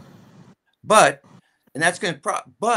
I do respect that kind of work that you're doing, and I will support. Well, I didn't say it for you to say that, Phil, because I don't need validation from. I just don't. I do what I do because my ancestors tell me to. I just wanted to let you know I'm gonna hang up Nathan before Nathan has to defend your ass. Bye. I love you. Sorry, Pastor. I had to say a couple of cuss words. Y'all, 4:00. You know we at these transit sites. Come help us. We've never heard them before. Those curse they heard them. We've never heard they them know before. Them. Nathan knows. Kevin knows. Raven knows. Do you want to hear them today? Would you like to hear? Would you like? We don't want to hear them. Miss Iris, I love you so much. Because I got sign language too. I got sign language. I love you. Verbal language. What do you want? See. All right. Hey, Iris, take it easy. All right, Nathan. Now that was extra. Yeah. See, I knew it. And don't be trying to be in the comments trying to drive no wedge between me and her. It ain't happening. So just stay in your lane. I gotta say though, that was hot, Mike. That was the mic is smoking. I mean, after her and Phil. After that, the mic is smoking. Phil, hey, look, what you do, man. By the way, can I say something? Let me say something. I did listen to like the 20 minutes in the first half hour, and it was like something was missing. It's like it didn't have the same flavor. It was like I don't know why, but it was like a salad without dressing. Yeah. There was no Well, flavor. I I was don't know wrong. So why. you saw, Phil, let me get I this can't straight. You explain saw a bowl full of color and decided it needed some white cream on top. Okay. Okay. Some cauliflower. Put a little cream in the coffee. Okay. I love that. Hey. That is a classic. The Raven, maybe I'm getting in trouble here. There's something you said that definitely bothered me. Though, in fairness, I didn't hear the whole. I mean, if you want me to lay it, I will, but I did. All right. When you were explaining, I felt like when you were talking, first of all, I really respect your reliance on the Bible, okay? Which I admire 100%. Wish more people generally knew the word and did that. What troubled me, though, was when you said it seemed like you were in some way justifying what the guy No, did no, to no, kill a no, cop. no. Now, no, let me finish. Let me finish what you said. And I'm not saying I'm sure you agree he should go through the process and face justice. I'm not saying that. But I felt like what I heard was you're saying, we've been through this for years. We've been through this. No wonder somebody would do something like that. That's kind of what I heard. Is that Yes, fair? but I wasn't justifying it. What I was saying was that if you read, again, I'm deep in Proverbs right now. I'm almost finished with it. But Proverbs talks a lot about leadership. It talks about what happens when you have just leadership versus corrupt leadership. And the outcome of corrupt leadership is a corrupt kingdom. And that's all I meant. That's all I was talking about. I wasn't saying that it justified it. But you I were said that saying that is that just the end explains result why of he might do such. something I like was that. I was only saying that that's the end result. Yeah, she's giving context to the thought and the circumstances that can lead to people sort of having that type of attitude. I think, and again, I get it because we come fast and furious on this show, but it is important that we do try to listen to what each other is saying and not just seize on one thing that somebody says and wait for our opportunity to speak, because I think that happens a lot, and sometimes we miss the deeper context of what some people are trying to say. And I think, in listening to Raven, I think she did a good job of differentiating what her thoughts and her beliefs were versus trying to say, hey, here's what can happen into a society that can lead to this sort of thing. And I agree with that. I mean, I think, that's one of the things that concerns us about the current leadership that we have in Washington is a guy who does not play by the rules. I mean, we've had this debate on this show plenty of times about, hey, Democrats play too nice. They need to change. They need to do all of this, that, and the other to get, because this is what Trump is doing and it's working and it's winning.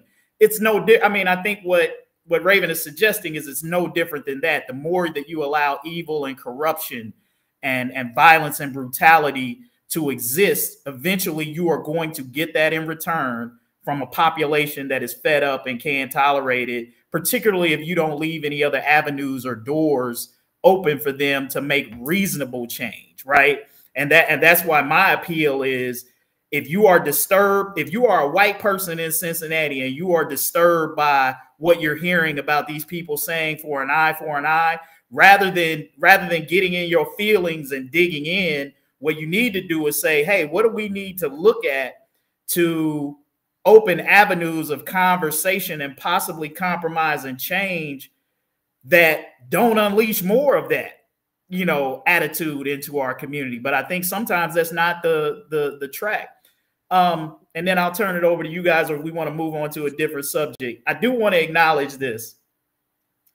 Like, there are times where Nathan says things and it don't hit me right away, right? Like, there's something, particularly on this show, like sometimes I got to process things. I gotta digest. And so when we're in the heat of the argument, everything doesn't always make sense in the moment, but when I get away from it and think about it and process it, I kind of get where you're coming from. Nathan said something when we were talking about these police tactics. He was talking about something about sort of like new age policing or new ways to think about policing. And so what I thought about is that there are a lot of things, there are a lot of tactics, there are a lot of practices that police used to use that we no longer use because we figured like, hey, this is just not a smart way to deal with suspects or even police, because it puts them in danger and it puts suspects in danger in the general population. Like, you used to be able to shoot people in the back if you were a police officer, until as a society we decided, probably not a smart idea. And so as you're talking about tactics and how police go at things, I think when I was arguing against what Nathan suggested, I went to the point of letting criminals go. And I think that that is an extreme argument or an extreme counter to the argument that he's suggesting, that it just might simply be, there might be better ways to catch criminals. And Iris mentioned a few of those, using drones and such, being more strategic in a way that you don't put officers in danger, that you don't put the public in danger, and that, you know, even those who are committing crimes who do deserve to serve justice, but not putting them in situations where they lose their lives. And so I think we can't just immediately jump to when somebody suggests a different way of going about dealing with property crimes, that automatically equates to letting criminals go. It just might mean there might be a smarter way that we haven't thought about apprehending them that doesn't put people in situations like what we just saw. So it took me a while to get there, Nathan, because, you know, sometimes when we in the mixer, when we in the blender in this, you can't always think and process things. But after thinking about that over the course of about a week and a half, I kind of see where I see where you were coming from and how extreme the argument is on the other side, that it's not about letting criminals go. It's about finding a better way or smarter and safer ways to catch them. I think the blender analogy does explain the voice of reason. So, you know. Nate, we can't hear you. You muted. We can't hear you, bro. Yeah, do you guys watch reality television shows? Yeah. Mm-hmm. You don't? How about you, I Kevin? don't. You watch reality television at all? No. Yeah, I have to admit, I watched some of that. Yeah, I'm not watching anything right now, but I've You know, watched. here you are, the distinguished editorial page editor, and you're watching Balance. Yeah. Balance, Phil. Balance, exactly. Whatever it's called. I mean, you're the icon you are as the intellectual. Hey, my favorite is Naked and Afraid. I have to Oh my admit, God. that's my guilty pleasure right there. That makes sense though, man. I'm because blushing hearing I can that. imagine, I don't even know Kevin, what it that is. you just sometimes, and maybe I'm wrong, you tell me, but I can imagine sometimes you just don't want to think. Does that happen to you? You just don't want to have to critically process. I know there's a lot of people who have jobs where they're spending a lot of cognitive power. That's why we watch. Like sometimes sports. when they get away, they just want to completely they want a total different vibe from having to think about anything sometimes. Is that you? Yeah, my wife will tell you that there are times that when I'm done working, I don't want to talk. I don't want to think. I just kind of want to lay on the couch and just kind of drool on myself for, several hours. I can see it. Well, listen, there's a brand new. Just that image. It's very difficult. There's a brand new reality show that could be coming to probably your smartphone really, really soon. And this is a partnership between a big-time Hollywood producer and guess what? Your Homeland Security Department. Hey, Jenny. Yeah. It looks like they're in the talks of doing a new sort of like reality show. But what will happen is that migrants will compete for citizenship. It's like the Hunger Games. Uh-huh. Now, this has not been really greenlit. legitimate? I don't know. Is that what you're asking me Hold on for? one second, let me get him. I had to mute Kevin real quick. Now, this has not been greenlit. At this point, they're just having a conversation about it. But I just want to get your thoughts about this. Like, is there, I hate to say it, but there's an appetite for something like this. There's definitely an appetite for something like this. I can see people watching this. What do you think? Something about it feels so, it feels so dehumanizing.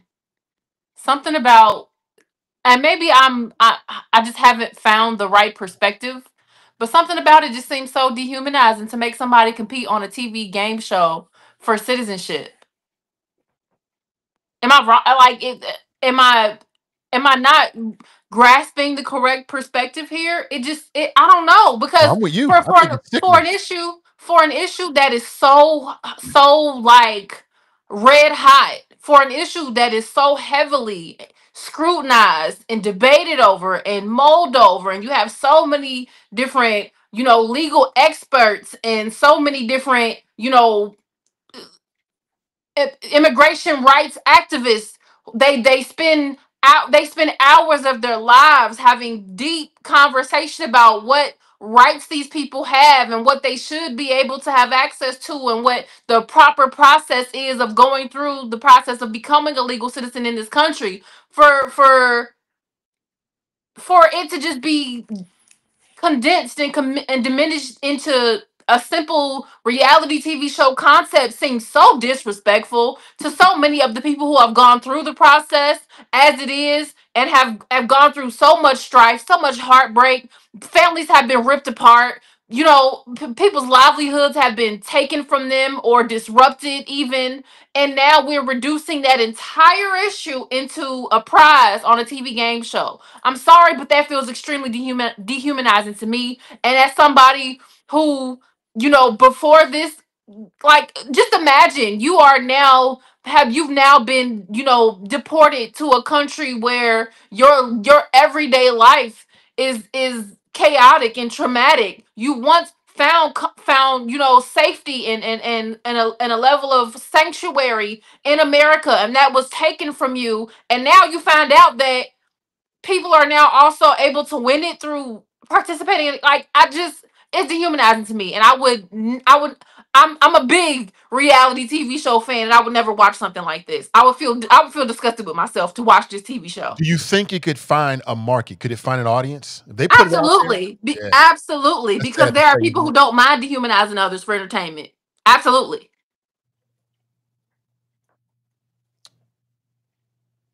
Okay, and I'll tell you, am I unmuted, Nathan? Can y'all hear I me? just unmuted you. Yep. Sorry about that. I was a Okay, little bit all late. right. No, I was gonna say it's a bad joke, and here's why. Because I don't know if you guys have seen this discussion that's been going around the internet lately and on socials about the 100 men. Could 100 men take on a gorilla, right? Mm-hmm. So I was joking with a friend of mine, and I said, you know what, I wouldn't be surprised. And seriously, before this even came out, I said, you know, I wouldn't be surprised, in a bad joking manner, I was doing this.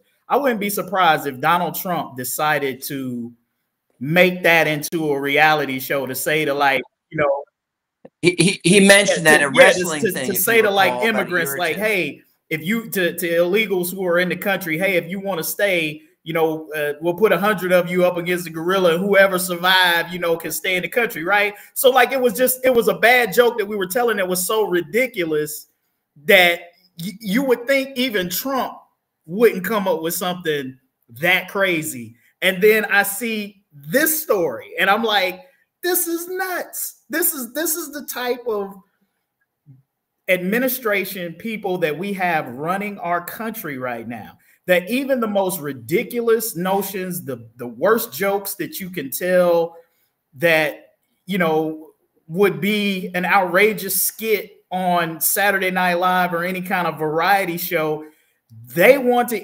institute these things in reality. We have such unserious people just running our country, and it's not just the idea that should disgust us. It's the fact that 77 million people voted for this dude, which then empowered him to appoint idiots like Kristi Noem and the litany of other buffoons that he has working in his cabinet, people who I wouldn't even want serving me my food at Burger King. He's got running our health department. He's got running our military. They're doing a great job. Justice.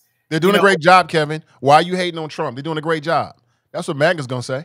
They're doing a great job. Look, if you think that if you look at these people and their ideas and what he's appointing, and you think that what I'm saying is hate versus truth, then you are the one who has Trump derangement syndrome. I know how the MAGA people like to flip that and say to people who are overly preoccupied, but the real Trump derangement syndrome is trying to pass off any of these clowns that he's got working in these capacities as serious people. And it's just a matter, I hate to say it, but it's just a matter of time before it catches up with us as a country in a more serious manner. Like, we can we can look at here and we can talk about this reality show thing, but it's just going to be a matter of time before a major national event occurs. Absolutely. That's going to impact millions of people, because you've got idiots, running the country.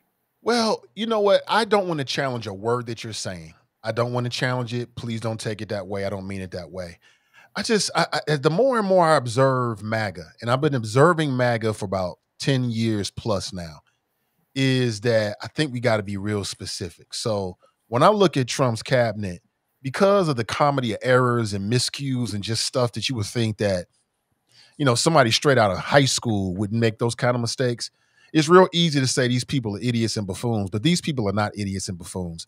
These people are greedy, highly motivated individuals that have put them in a position so they can leverage more power via Donald Trump's administration. And they are perfectly skilled for their jobs. Their jobs are not to go into the federal government and make it work the best for people. That is not their job. Their job, vis-a-vis orders from Trump and also the Heritage Foundation and Project 2025, is to go to government and destroy it and plunder and take as much money and open the doors for big business to try to get rich. I mean, they are perfectly skilled for that. And that is what they are doing right in front of us. This right here, I hate to say it, but if this country continues in the trajectory, this pro-Trump universe, that show will be made and it'll be huge. It'll be huge. Because think about it. At its very, very core, you're going to have a lot of rural white people who don't have a pot to piss in, but at least they're American. So they'll sit at home and feel good about themselves. That you got black and brown people out there competing, probably in some dangerous events. Because what's the use of just put them in comical situations? I want to see some danger, right? Get the adrenaline pumping, get the Vegas odds makers going. So this will happen one day. If Trumpism continues to rule our culture, this reality show is inevitable. It is inevitable. It will happen. No doubt about it won't even matter how hypocritical it is to every argument that's ever been made against. Nope, it will not.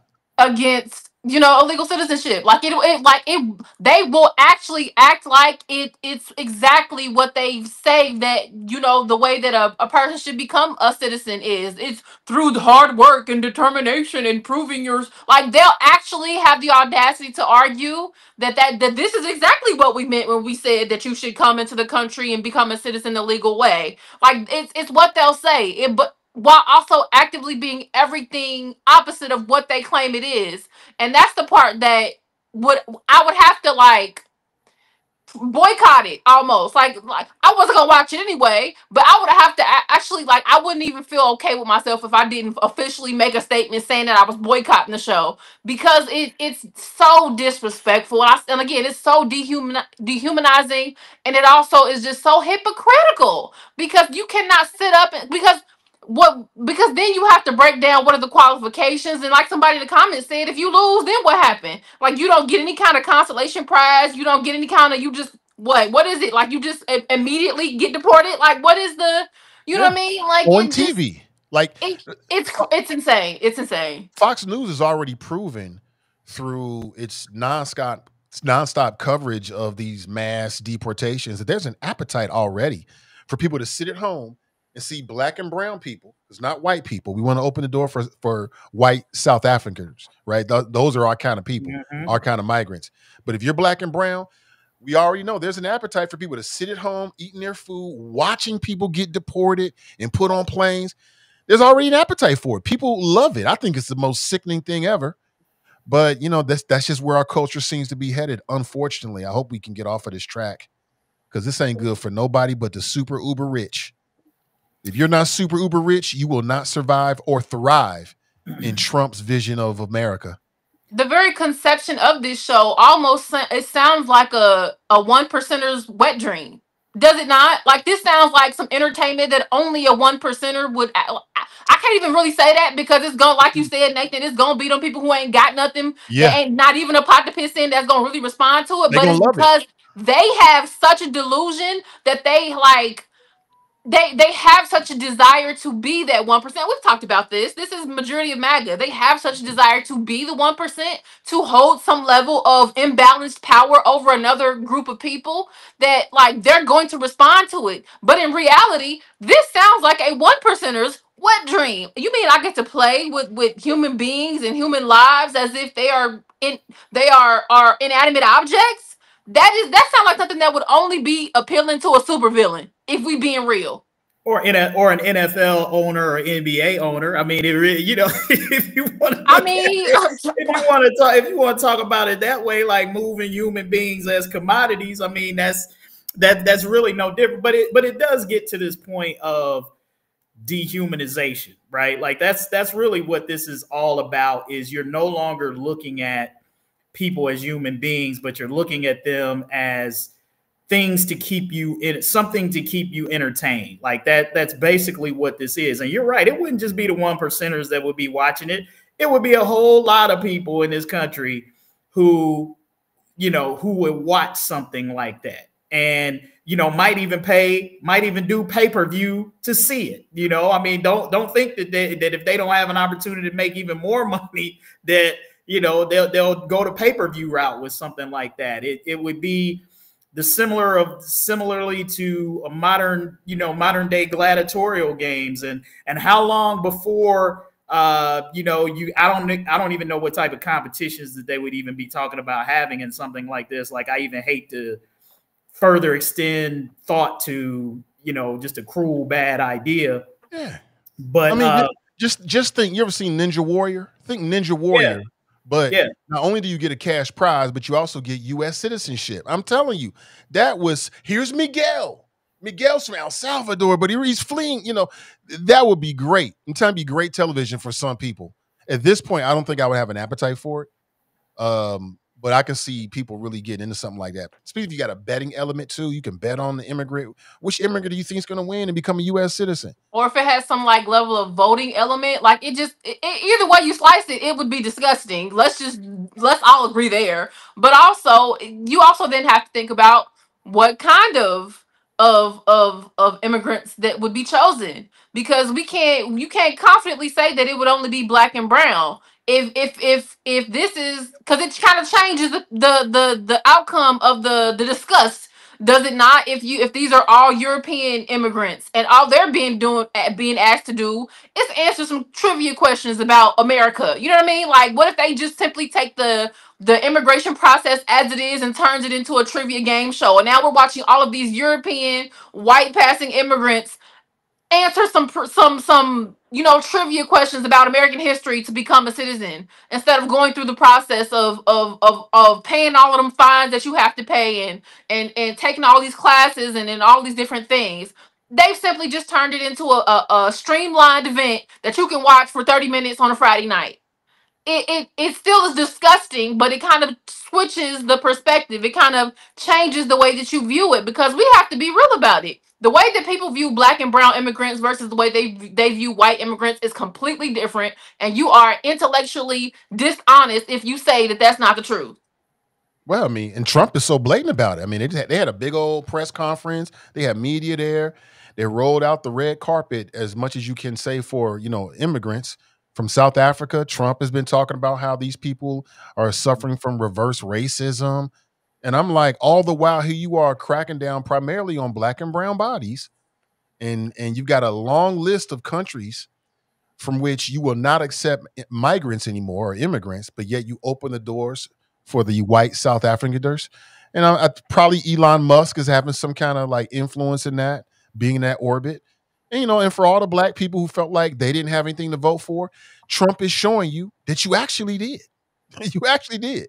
You not voting has impacted you, your mama, your grandmama, the mother of your children, your daughter's ability to go get a grant or a student loan, because voting doesn't matter. So I get it. You know, maybe people will wake up, maybe they won't, but we are where we are. We make the best out of it. Let me move on here. So this is interesting. Absolutely. Can I say one Yeah, thing go ahead. on this? I hope that story is kind of not true, that it's just one news source and she isn't really even thinking about this. But as we mentioned, as I sort of interrupted Kevin by saying that Trump, if you recall, I think it was about 2 years ago, maybe it was in the camp or whatever, when he was trying to convince people that all these immigrants are, as he calls them, bad hombres. In other words, these aren't people fleeing gang violence and poverty. No, these are criminals, hardcore criminals. He talked about, since he's tied in with that world wrestling thing, he talked about having an immigrant go against one of these professional fighters. So whether this is true or not, I mean, it's not something that they wouldn't talk about. Let me also just say, well, as far as the Afrikaners thing, to me, that is just a dog whistle. Okay, it's the kind of thing Trump probably thought up when he, in the middle of the night. It's a dog whistle to all the people there who think that, oh, we have two blacks are getting the benefit of the deal, we white people are getting screwed. This is just a message to them that, hey, I'm taking care of you. I'm taking care of you. And it's just so disgusting. And I just would say that one other thing, my heart is just broken by what is happening in this country now. I was listening today to the recordings of the Supreme Court hearing yesterday, I believe it was yesterday, on birthright citizenship, if you're familiar with that. And what was explained is, actually, it's not about birthright citizenship. The Trump administration has already conceded that there's no right to birthright citizenship. What the case is about, which is what the Trump administration is trying to get. Right now, if a federal judge in Texas says that, let's say the government tried to shut down the Cincinnati Choir, that, or I guess Ohio, if a judge says that is unconstitutional, it applies to the entire country. Okay? What they are trying to do, and they've had some justices that have supported this idea, that they're trying to say, no, that's wrong. It should only apply in this case. So in other words, they can now, oh yeah, they can't shut down the Inquirer because the Inquirer won the case, but now they can go after every other newspaper. That's exactly what that case is about. So I'm just alerting, and it may sound a little too much in the legal weeds, but I'm just kind of alerting everybody that if they win on this, then what federal judges say doesn't mean anything other than the particular I'm plaintiff glad you in said that people need case. to know, because there is an ulterior legal motive to what they're trying to do, right? No, there's no question. Their birthright citizenship. They're not going. They know they're not going to win on that. It's right in the Constitution. That So isn't what they're Phil, going after. so that I can gauge whether or not I understand what you're saying. So you're saying that what they're trying to do is essentially is, when it comes to cases regarding citizenship, what they're trying to do is make sure that when these cases go through the courts, that on a state level, or I guess maybe even on a federal level, if a This okay, is so only on a federal federal. level, We're talking now. if a citizenship case goes all the way to the federal level and there's a ruling, that ruling can only affect those particular persons in that particular case, and it does not become the standard for which other attorneys or prosecutors or whoever can then point to in order to argue other cases. It's actually more serious, and it really, in a sense, has nothing to do with citizenship. So it's It isn't across just the on board. citizenship. Yeah, and here's the thing to understand. Right now, if a federal court, I don't care if it's in Louisiana or whatever, if they say that something the Trump administration is doing, like deporting people without a hearing, if they say that is unconstitutional, okay, they're trying to argue it. Now, if they say deporting people is unconstitutional, it applies to the whole country, okay? It applies to the whole country. They're trying to say, no, that's not right. It should only affect the But people if of the that case. Constitution that we're So talking about that is one, the Constitution of the Americas, not just one state in the Americas, then it should apply fully. well, it's, in fairness, it's a jurisdictional issue, but it's a horrible thing because, as I said, right now, if a judge says that this immigrant, okay, you can't deport him, you shouldn't have deported him, whatever, without a hearing. Right now, that means the whole country. That means they can't do that to anybody in the whole country unless it's overruled by appeals court and then the Supreme Court. Okay, what they're saying is, okay, if that immigrant wins, that immigrant can't be deported. We can still deport every other one. Okay, and so it's so. In fact, some of the justices, even some of the Trump justices, pointed, we're kind of really pushing back on what the ramifications of this are is. It's just I mean, it's just shocking. And anyway, I just And if they think do it that now, Phil, I mean, we ought to be aware of be aware of this. and it's all about It's very helping scary. to consolidate power under Trump in this moment, right? So he doesn't have these district Sure. judges. This is because of all right Mhm. now they have all those cases. They have a ton of cases that they've lost at the trial court Same thing level. happened to Biden, though. Okay. Biden had And these national injunctions from federal judges. It's just part of the game. But like as I've said before about Republicans, is that in my observation across the state, whenever you cannot trust Republican majorities, because what I've been seeing them do for the last 10 years is they get in power, then they rig the system through gerrymandering to make sure they stay in power.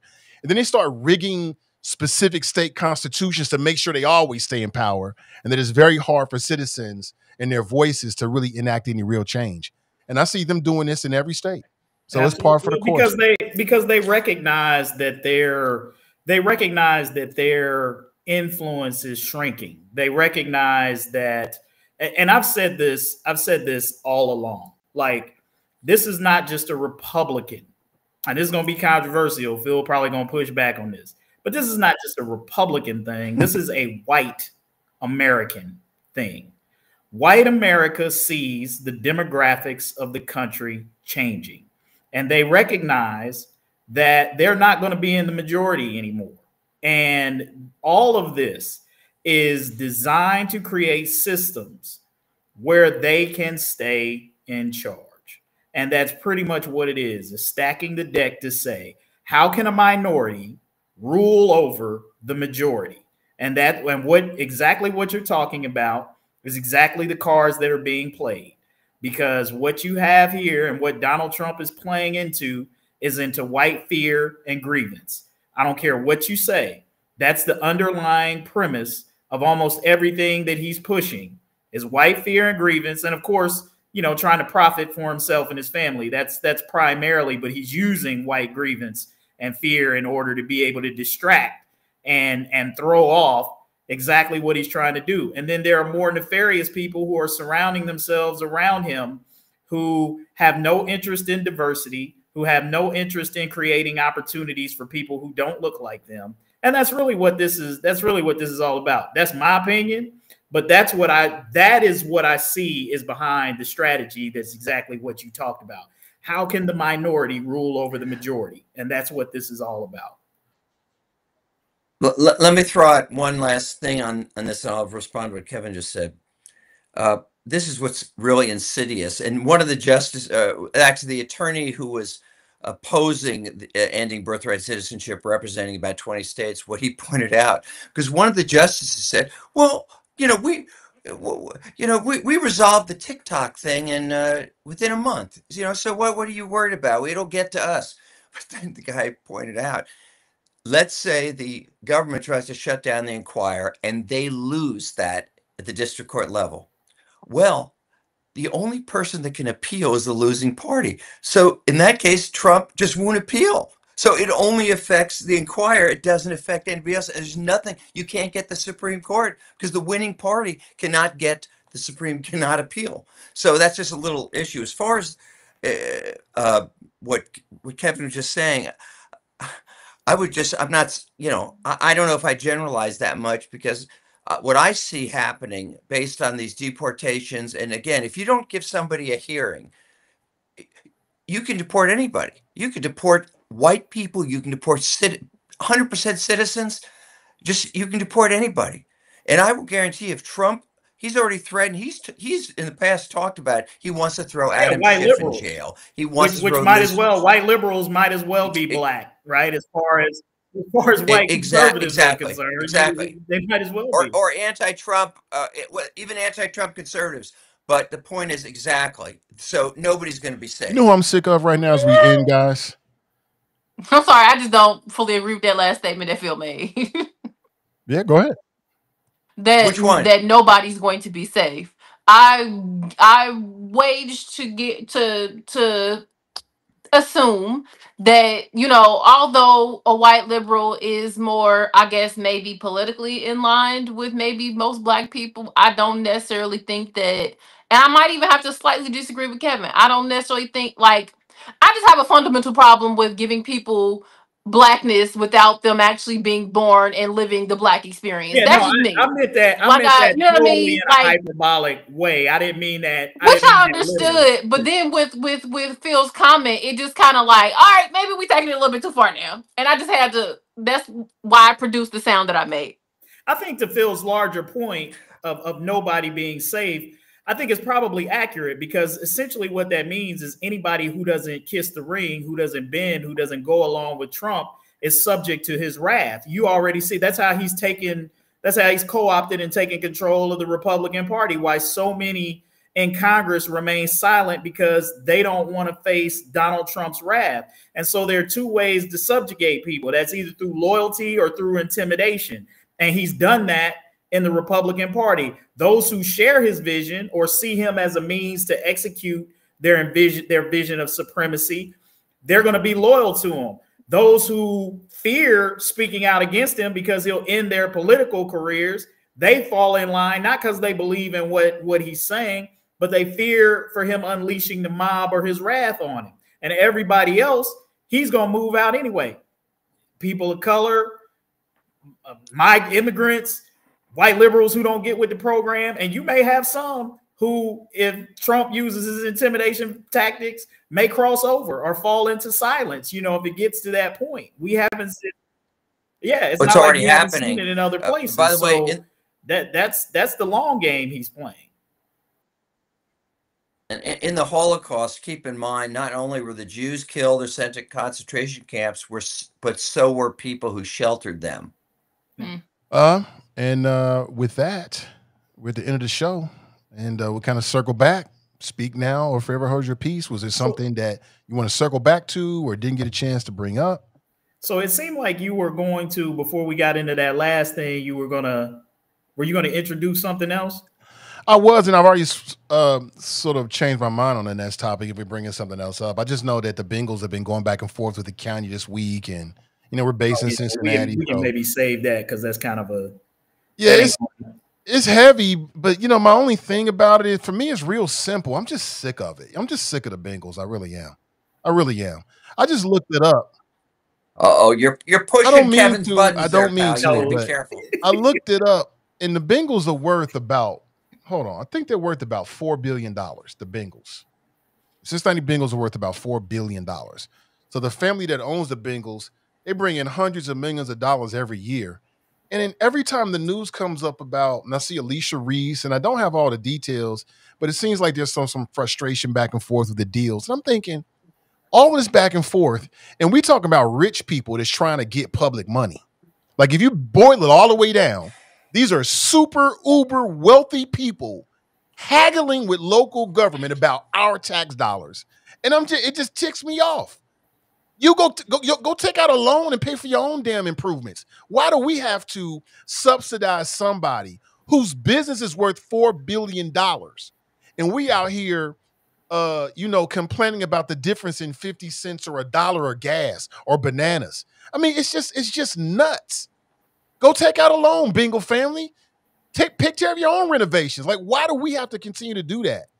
You know how rich people stay rich is by not spending their own money. We all know this. The wealthy stay wealthy by not spending their own money and buying everything on credit. We know this. They have created all of the systems to work exactly the way that they do for this very reason.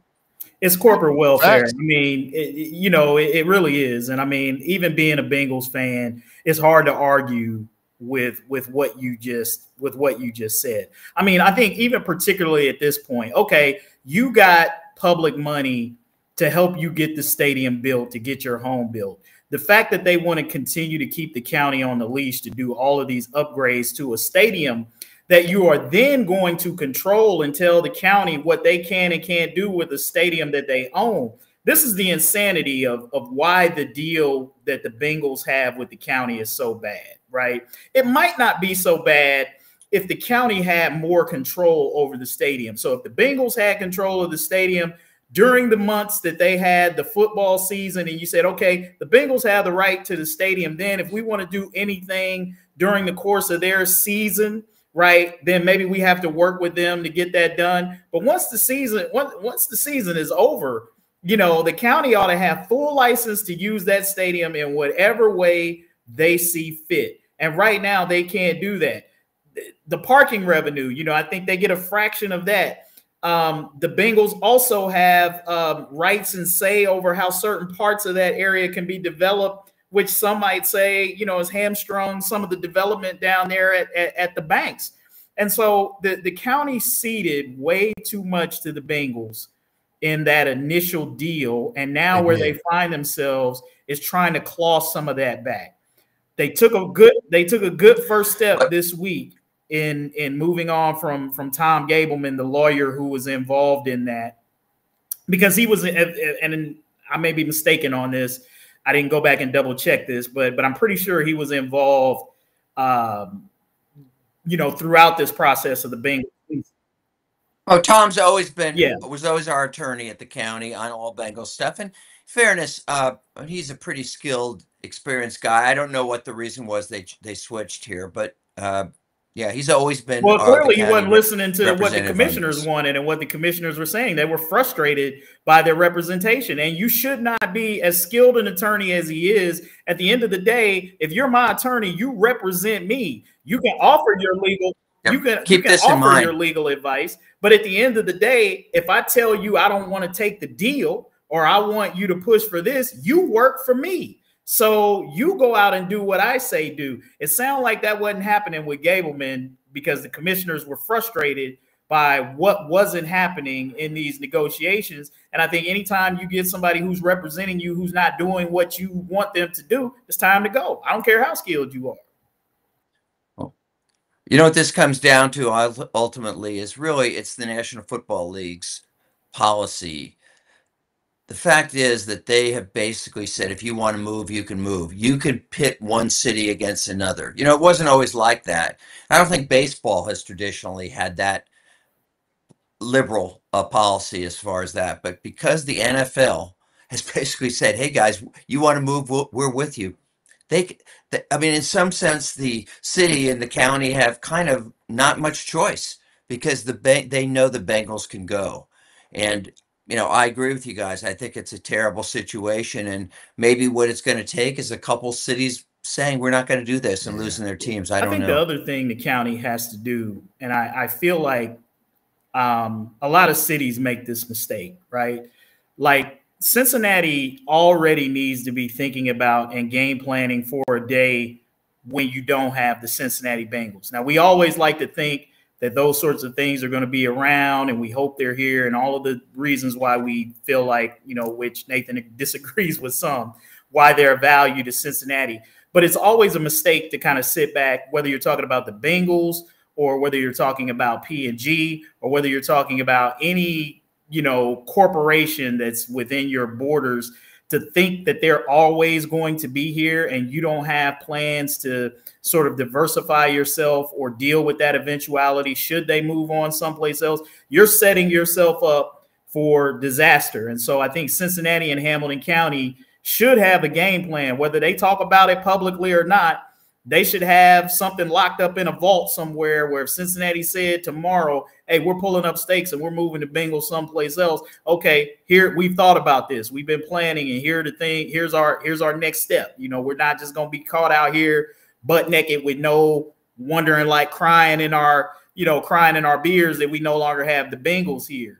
And so I don't know. Maybe there's some of those conversations going on, but I think to be held hostage, you know, by any corporation is never a smart way to govern. Anything else? Raven, do you want to tell me how wrong I was when I was talking about Sister Iris? I love Miss Iris, and her fiery personality is why I love Miss Iris. She don't let nobody say just anything to her, and she gonna get you together every single time. I disagree that she was disrespectful, but also I wanna just revisit. Remember we was having a conversation, and this is just Why you bringing up old stuff? this ain't for you though, Nate. Oh, This is for Kevin. Oh, okay. This is I for, know who old it's stuff. for. no. This This guy is for right here, actually I can it's for tell. Kevin. Oh, no? Remember when we were having a conversation good. about the young lady About who time. was doing street interviews, and she asked the other young lady about abortion, and she responded because of what was being said. She punched her in the face. Yeah. And me and you, Kevin, we were on the side of, yeah, she said some stuff that was, you know, out of pocket, but and it might have hurt her feelings, but she didn't have a right to hit her. I feel like that's slightly applicable in this. Nobody got punched in the face, but I do They think, might have if we'd have been in person. it might have. But Yeah. remember that. So actually, it is for you, Nate. It is for you. I'm glad this show isn't live, or So I'd it's be on not. the ground. So this have to is for say you, Phil. Nate. This ain't even for Kevin. This is wouldn't specifically tangle for with that Nate woman. Why because you your bringing up old argument, stuff? Nate. Your argument, Nate, was that, you know, she was provoked. And I do believe that Miss Iris was provoked because, as me and Kevin made the argument, made the point, that Phil, we know how Phil responds when we talk about the collaborative agreement and the people involved. He's made it very clear how he feels about the people who are involved with the collaborative agreement. And so I fully expected for Phil to continually agitate and interrupt her as she was talking, because that's just Phil when we have topic or when we have discussion about this particular topic. And so because you provoked her, Phil, yeah, you got the dog up out of Miss Iris. And I'm sorry. It just is what it is. It is what it You know what? is. I have never heard anything in my. I resemble everything. You know what? That was an very astute observation, Raven, because there are a lot of similarities in that. And to your point, one of the things that we said about the lady who did wind up clocking the interviewer was she responded from a place of something that was very personal.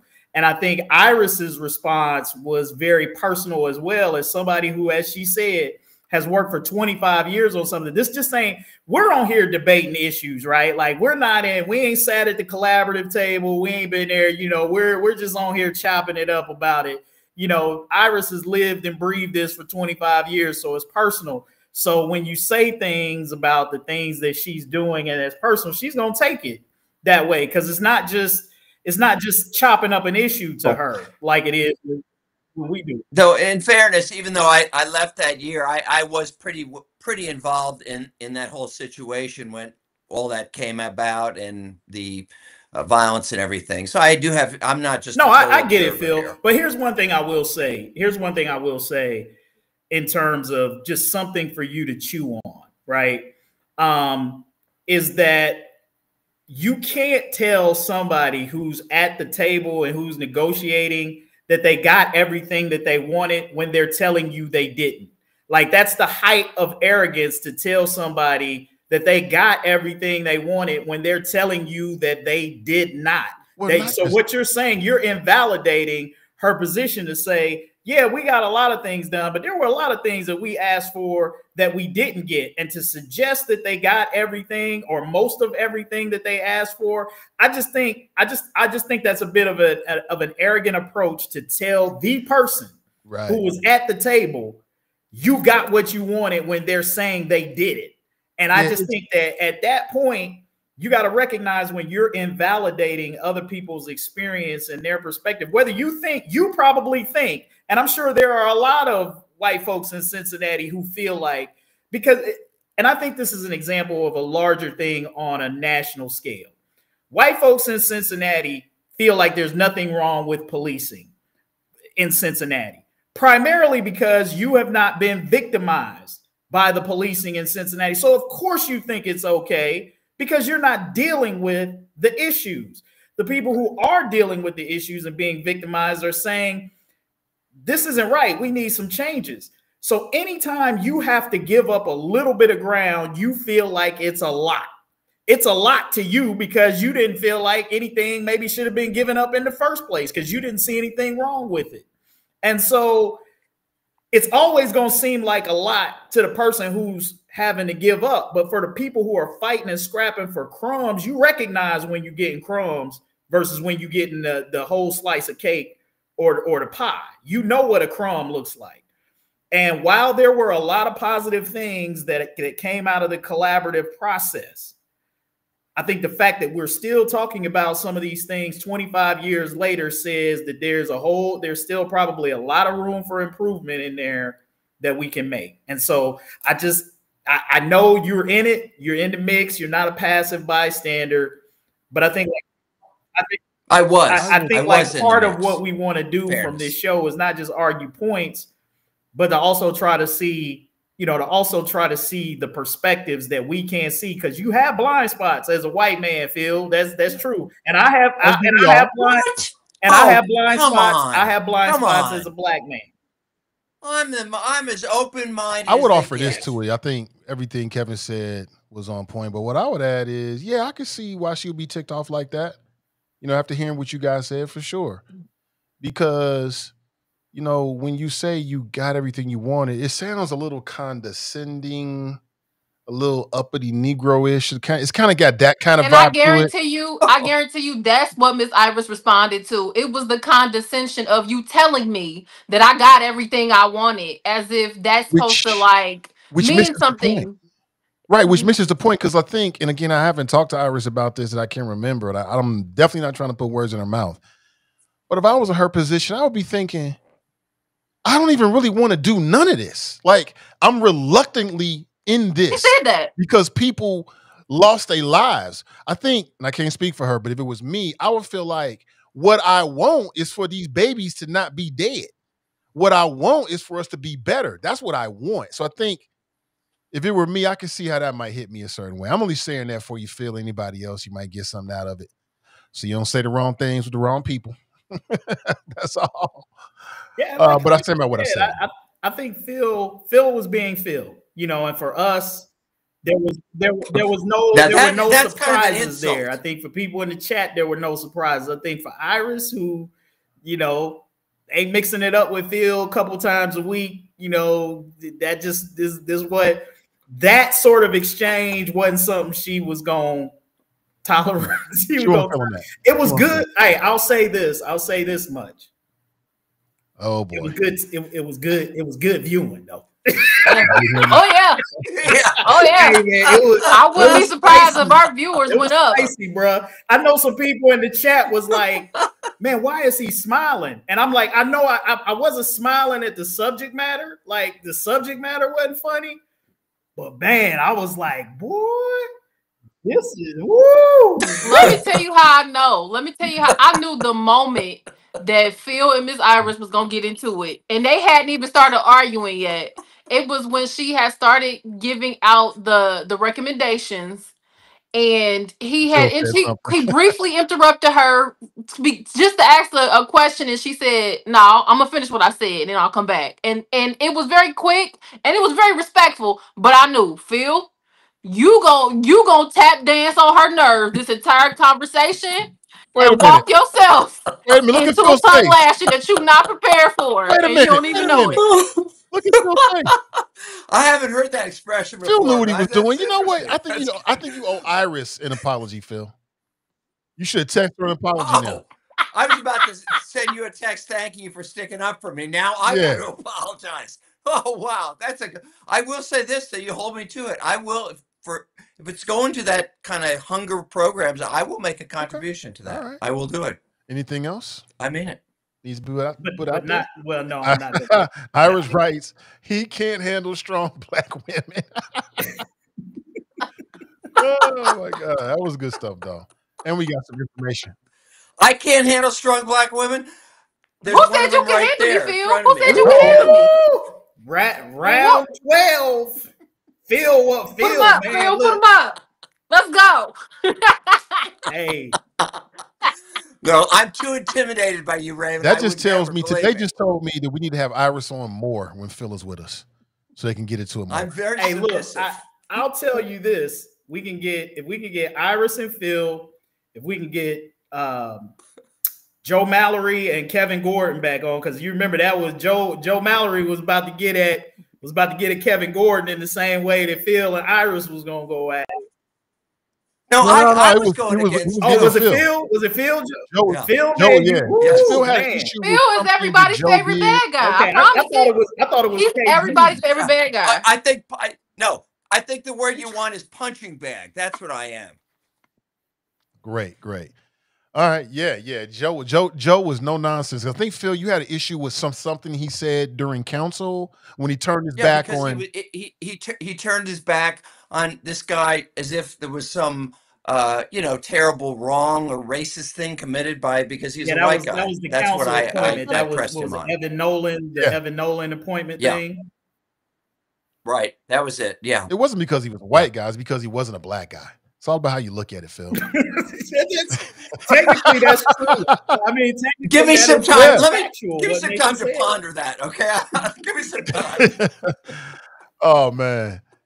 Somebody said, I hope Kevin comes back. I hit him on the emails. I haven't sent him a text message lately, but the door is open. Hopefully we can get him back on here. He might be hiding because his boy Trump is messing up the whole universe.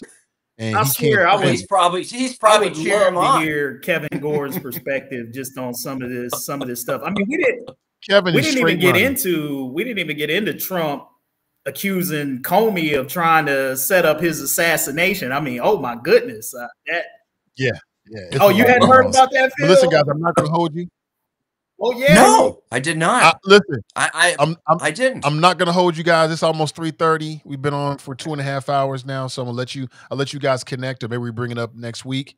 But to the audience, really appreciate you. To Sister Iris, thanks for coming on. Just lift us up with a like and a share. And Phil, hopefully you'll send her that apology real soon, because what I've learned now is you're the problem. Wait, how did you just come to that conclusion? No, I will make this commitment. When hell freezes, I will get okay. Here we go. You're going to get in trouble. You're going to get in trouble, Phil, because she's in the comments, so don't say nothing. Don't say Nathan, nothing. I just love you, Miss Iris. I just have to say I'm disappointed, Nathan, that it's taking you 6 months of this podcast to figure out that Phil is the problem. I mean, that was evident after the first episode. I'm like, oh man, what did we do? Hey, listen, everybody. Thank you so much. I really appreciate you. Likewise. And have a great Friday and a great weekend. We'll be back next Tuesday and Thursday at 1 p.m. Eastern Standard Time. So Thursday next week? I'm sorry. You're right. Tuesday and Friday. I don't know how I got an appointment on Thursday. It's in my head. All right. So Tuesday and Friday at 1 p.m. So have a great weekend, and we'll talk real soon.